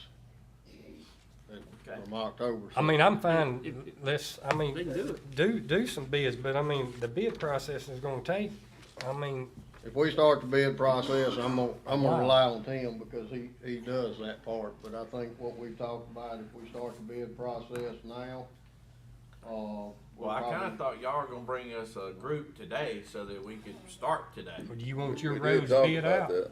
Do you want your I roads did. bid All mine out? are microseal, so that ain't. Well, there you ain't but still one gotta company get do bids. that. No, I mean, no, there's a couple other companies do that. When we put it out for bid, there'll be other companies bid on that. I thought we only had so far, one we ever only came have in one. after it though. Well, I don't know. You think you'll have more than one this time? We just had one bid, our commodity bid. No, I'm talking micro. Usually you only got one doing the micro. That's right, but there's another company called Vance Brothers that will bid on the bid work if we put it out for bid. So, have you got the 7 million broke down that you are suggesting that we do? I've been waiting on somebody, oh, yeah, I got it wrote down, yeah. I sure Broke do. down? Yeah. As in area, cost, Yes, so that we can look at it and go ahead and get moving? I don't have it all together, but I got it by district, yes, sir. But we need to see that. I don't know if it really needs It's to be right by there. district, not necessarily by district, but, you know. It's right there on your front page. Your page one is, if you go to page one, the first page I gave y'all back in December, that's $7 million worth of work. I only So have this this one. first page, So, you talking you page think I'm one. gonna keep up with something from December? Yeah. You talking about this page? Yes. Page one. I think I gave mine. Okay, so combined across Find the cross. is what? Think it's in here What again? you say? $7 million. Okay, Shit, I don't- all I right, don't then have what's one, page man. two? We don't have a page. I guess I'm getting confused here. What's page two? Page two is what we're gonna work off of, 3 million. And work off of what? Jay, technically, your page should be labeled page 2. Yeah, I got Page it. one. So this is page 2. But, All cause right. page 1 was the civil link, but since you only have one page, I. Oh, I got you. Page one was the legislative money. So page two is civil link money. Yes, sir. Page two is gonna be rescue money. It'd be Okay. nice if you gave us all a copy of everything, so we know what we're looking at. You didn't even know I had a red light down there on Lewis Wilson. What difference does it make if you know what roads I are didn't getting know if they done? upgraded it or not, you know, because we I gave don't them know $2 if they million upgraded it. for I it. can't tell you that. I don't know if I got enough copies. You know where they upgraded it? Well, no, so They widen the road rather out. than just doing by district, I thought we were gonna group them together by area that they could join We don't and, wanna do that. We're gonna do that in bid. okay, Let's see right here, in list one, we got $6.9 million. all right. That's the First first page. list, That's the that's first the list, bid? that's the first bid of the First page. legislative money, that's First right. page we got. And our second package is 19 million. We can only do 3 million of the 19 million. Say, what now? You said 7 million. That's right, there's 7 million, right here, 6.9. It's what all the. 6,961,000, I call it 7 million. Okay, so where's the 19? Is what, if you did all the roads that he's got listed, it'd be like, he would need 19. So If we you don't, did- we if don't you actually did the- have 19 million to No, do, but. if we all right, did, if we okay, did the all right. roads that we were showing to be done this year, we should do $27 million worth of work this year. Well, We don't that- have $27 million worth. Right, so you should show it done this year then. Well, I mean, I'm just giving you the list, that's the roads that. Could be done. Well, I got what throws a monkey wrench in when you give you a list and you see a figure, that does make you feel like we're gonna get this part done. But when then you start doing the numbers, you go, oh no, ain't no way we're doing all those. Right. But All I'm right, giving so y'all you that gave list. everybody the number that prioritized. Yeah. And you just want everybody to look it over, make sure they're good with it? That's right. But Okay. then, And if you but you're want not gonna those be able to off- do everything on that page. On page Second two. page, no. On page two. Page one's getting done. Yeah, is no, what he's saying. page two. That's what I said, that's what I see is throwing. Oh, I see. So Confusion. what do they need to pick out of their second page to, how much can each one of them get? That's Or I mean- $3 million right there, about 600,000 apiece. To clarify, page 2 includes what's in page 1. So the total is 19. It's not Yeah. 19 plus 7. It's the total I don't see. in these lists is the about 19,248. That's the total that needs to be done right now. Man, y'all got me so confused. How y'all do numbers different? I do.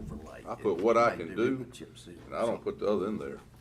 Okay. So the issue is, Jared, that we started with the, I don't know if y'all call it the legislative money or whatever. That's where the first list came in. That's the $7 million. That's Civil link. yeah, that's your page 1, Right. not yours.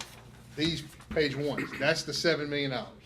Okay, then we talked about adding some of Mike's budget numbers to it. Well, there's a whole laundry list of roads that need to be done Of my civil that we link can't money. afford. What I need to know then is how much I got to spend, and so what you're saying, that money that you just said is what's gonna have to go toward page 2. So you need to come up. And if with it's only $3 $650,000, I gotta really. No, your page 1 is We included. don't meet again. Oh, really? You can mark, this is your Oh, that's total. what really This is confused your me total. then. Page That's 1 what I'm shouldn't saying. have been put over here then. I got you. Well, we wanted to show the I whole, see. we wanted to show. All I right, see hey, topaz, I yeah, need you to dumb it I down got for you. me. So, Okay. we got $7 million to bid out, so that basically they got, between them, yeah, they got, out of this whole list, they gonna get about $2 million each. 1.5. 1.5. Yeah. 1.5. Well, we could probably put a little cash with it, so, say $2 million. Jay must be wanting something. He's good. I'm trying to help y'all, Hey, man. I'm with you. Yeah, The so- thing is, All right, the keep thing going. is, So just Jay, bump that the to thing 2. is, we know what Let me we, show you this. The 7 includes yours. Okay. Yours I got wasn't, Bishop the said confusing instead part of was, us we thought spending at first we had 1.5 to each, stick he to that said spend legislative 2. money. Take the Well, rest of the cash, so You flip over didn't your have whole it, page. so that's why That's you one. didn't have really a sheet Right, one. so then But then we 500 came back million and out of that. added roads, and we're gonna add That's stuff what to we it. got now. That's So, what I'm so saying. So yours actually, was- y'all need to deduct $1 million Dang, out of you that do for almost what we just all gave that. Brandon today. No, this is Yeah, I counting this page, that's what threw me done off. done it, Jay. You already did it? This number here is counting this So page. What I that did, number's lower. what I Yeah, did it's was about- legislative money. yeah, a third. 1.6. So basically, 2 million of all your roads. Right. Yeah. 2 million. So we So put you pull out 2 1.3. million. So they You each pull got out- you pull out 300 out, okay. Yeah, but You pull this if off all here. this is there, just say, look, take 2 million. Oh, really? I know, that's So you're all, gonna be 1.1 short. You see what I'm saying? that's what All right. really So, confused. so look, you got 1.5 on this list. I need to find 500,000 to add to page 1 to go. Right? 2 million. All You I said 2 2 million. million. Yeah. What I would Pick like out to, $2 million what I'd like to project. do is, Yep. to keep the ball rolling so we're staying active, is get started with our contractors that we have. We can do about $3 million worth of work. Then we'll take and let's bid out $7 million worth of work, if y'all wanna bid some work out. So we need to get rolling though. I don't wait till next Well, I month. think to AJ's drop this ready. list. I think they ready. Y'all ready? If I can suggest to help us move and help these guys, figure out what amount of cash that Jay is suggesting put with the dollars that are listed on your list here, which is the civil link money that's left and the $3 million from the ARPA that you carved out as lost revenue and you shoved over to the road department. That's where those two things come from. It's the civil link that we got from the legislature in 22 and it's the ARPA money that we shoved over to Mike as lost revenue. That's where you get. Well, so roughly- actually then, we still got some money out of our road fund then, so what are we doing? with I our- put 2.5 out of my road fund in this too. So some of that's in there too then? Already in here? Alright, so that, those three things compose the dollars. If Jay's gonna put more money out of cash towards this effort, we kinda need to know how much.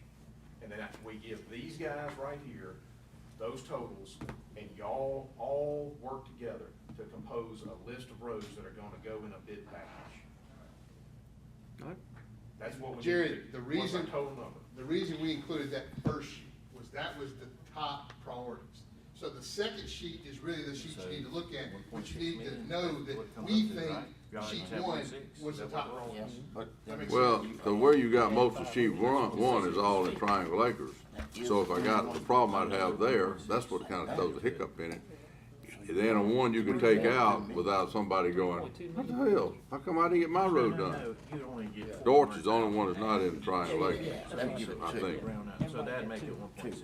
Well, Dorch, there's several of them. Huh? There's several of them. In Triangle? Well, Russell's not, Johnson's not, Hicks, well, Everything off over yeah, here. Hicks, I'm sorry, yeah, That's you're everything right. off over here. 1.6. There's one right down in there. Yeah. 1.6 total. 1.6 out of cash total. Yeah. Add to our number. Yeah. Whatever It our gives number everybody 2 finally million ends per up being. spot. Well, Give give you $2 y'all million. each 2 million per Right. spot. Cause you're a good man. Yeah, cause I'm just a giver. Yeah, that's what you are. Let's reset. That was the same Speaking word of- Brad yeah, used. This is not the same, but it's related because you're Where we working sit on, today, out of the civil link money. I got a 12 o'clock We got about 6 million that's left. 5.5 million out of the civil link money that we got in the 22 session. how you Got figure 5.5 that? million How you figure there's only left. 5.5 left? It said 1.6, I had two. I got 10. Oh, because of what they, okay, I got you. The carve-outs I got that you. gone to municipalities. Yeah. Okay. Took away. From that our came out of total. your civil Yeah. link. Out of the 8. So you got about 5.5 million left out of civil link. You got 3 million from ARPA, and then you got some from How many- your budget. Road department. How much was your budget? 2.5 from the road department. So let's do the math, 5.5, 3, that's really 2.9. So we'll just call it 8.4, and then Mike's 2.5, that's 10.9 million total, right now. Add 1.6 million in cash onto that, and you are at 12, Almost 13. 12.5. Yep. You're in that neighborhood of 12.5. We need to put together a bid package for overlay, micro, whatever, however that's gonna be dispersed out, and y'all need to tell these guys what roads are going in the bid packages. But hang on, I Oh. think he was wanting to take 3 million out of that and do right now. Start Like now. immediately. We need to start now. That's not gonna be bid. 3 million's not gonna be bid. I'm good with that. We need a bid package for $3 million worth that has the roads that y'all want in the bid package communicated in. We don't. Well, I think it's 3 million that's going under our annual Commodity commodities bid. number. That AJ's That was way the we top get- bidder. That way we're paving and we're showing progress I got it. until we get the bid. Mike, do you know which roads is gonna be Yeah. issued POs? Yeah, I get with these guys right here and we can nail those down. Y'all good with that? Yeah. So you're coming later, or at some point here, we're coming with a bid package. So I want to say at our next board meeting, we're ready to advertise. Yeah. For bids For on bids, projects. But we're authorizing for 3 overlay. million to start. Yeah, Yes. And we don't have to take these bids. If they're gonna be more than what, that's right. we You can. wanna advertise for the overlay project? At the next meeting? Yeah. I want to be ready to, I want the package prepared so that we can move forward. I know you got to do some engineering. I mean, we gotta do some measuring, for sure, So some Tim, quantifying, yeah. Tim, Yeah. wait, Tim, you want us to get another engineer to help you with it? No, I got it, Jay. I'm on it. Next meeting sounds wonderful. You like fell out on the other side of this podium when you sit next to me. All right, so at least we can be prepared, and so, We can finalize the listing Good. of Hey, all Brett, I roads gotta go. that are gonna That's get I'm good on specific that. treatment under the bid package. So, Tim, how long is it gonna take you to do these roads to get us ready to bid? Well, I mean, he's already got prices on these roads. I mean, what, Well, I mean, he's gonna have to. I mean, I know it's rough, but. They're estimated, okay? I mean, and if y'all don't care how much the change orders are, we can bid it based on that. We'll put those quantities in the bid package, we'll put plans and specs together, we'll roll. But I can promise you, there's gonna be some inaccuracies in there, because I haven't measured the width of the road, the lengths are estimated. There's gonna be some stuff that we have to quantify, put them in the plan. This is all estimated stuff. And so Okay. are we But gonna if put you want in me to, base and I repair? will, I'll take Civil Link's numbers, that's where these numbers are coming from. We can do that, but just know that when we bid it, and somebody comes in and says, well, it took an extra 80 tons on this road because it was 50 feet longer and it was a little Then bit what wider. Civil Link showed. So. Right, and we can do that, I don't have a problem with it. We're just know probably that- gonna have to include base repair too in the bids. Yeah, well, we're gonna try to take care of that on the. We usually do that in-house. Jay, me and Tim talked about that we're gonna try to take care of that in-house this winter. That's what we The usually only do. material Well, part you're that's gonna in have to here. get $3 million worth of roads prepared this winter right now. Well, I got some of them already prepared. That we've already started. So are you saying you feel comfortable with our crews doing the base repair?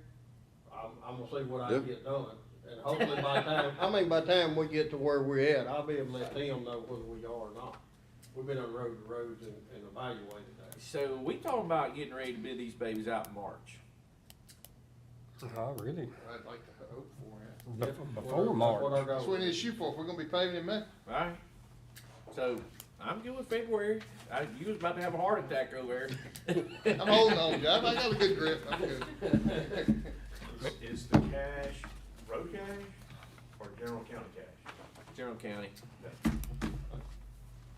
So another big item that is included in these numbers is striping. We did include striping, that's now a big number on most roads. Y'all, striping's included on these prices. If they require striping. Now, if our Mm. Some of my subdivision- roads, If our subdivision. all they are need not is considered to be salt. striped. So- All right. Yeah, So, some might need a Tim, center you feel line comfortable or getting shoulder. that to us? I got some just need a shoulder. So our last meeting in February, we're ready to advertise. Maybe our work session. We can certainly get authority now. Yeah, okay. Yeah, we get started advertising, and then we'll be ready when it starts coming. Yeah, out. that gives us February. We'll have it. Okay. Y'all have any other questions for him? Nope. You good? I'm not sure, I'm not sure what, are we supposed to have something by the next meeting, or is I'm that thinking y'all? that Mike's gonna need, or y'all gonna need to get these guys, and they gonna have to determine what projects what roads they wanna do. To bid out? Or start, letting AJ start So, paving, to or be But you've got a list whatever. too. So, I'm pretty sure all this is getting done. Okay. I mean, it ain't the 300,000, so or maybe six. everybody just look at, everybody look at I your like second your math, list. Jim. Everybody look at your second list. And y'all let me know, you got 600,000 right out the gate, we're gonna go to 10. And that price is pretty close. That's your striping included if the road calls for it, so y'all. That Don't being even look said, at the first a PO one. is gonna be issued to To be AJ Construction. a PO is gonna be issued. And then what that means is they're going out there, weather permitting, and they're gonna start putting asphalt down. So what about, all right, what about these? Are we gonna bid these out? The micro? Yes. But now, look, I want to state though, for the record, now, if this doesn't hold up, we're gonna have to come back and fix these roads. That's correct. Okay, all right. Cause I know we microed some of these already once, and I ain't so sure we shouldn't go do some base repair before we micro. You probably could use some chip seal and just put chip seal down. Well, that's what we did last time. You But put then we chip did seal and micro micro top over, of yeah. it. Maybe a micro over Jay top knows of it. what we're dealing with in there too. Yeah. He knows why I'm scared of. Well, I mean, we can do some leveling, pre-leveling, not necessarily base repair, but some pre-leveling, Yes, we're you gonna know. try to take care of most of all that All right. on the front side. What's the Okay. difference in these So are we gonna bid these, or are we They're gonna the go same ahead? roads, What is this? aren't Okay, they? all right. This was the original list. We didn't Uh-huh. have striping included in this, so we went back and added striping. Okay. So you can throw this list. Okay. I'm good with it. Okay. All right. It's the same road, it's just, we added striping, because we realized we had to quantify all of them. I thought they came back and finished. This would crash. Mike and Tim, y'all got you know what you need to do now? Everybody, I mean, you y'all just just- get with us, or, That's right. You list one is your priority. You list two and everything's on it, but that's, it's got priorities mixed in. okay? All right, so I do have one item I need to add. I need to ask for some, no, I'm kidding. Yeah, that's for what? Nothing, I'm joking. Any other additional business to be discussed? Is there a need for executive session?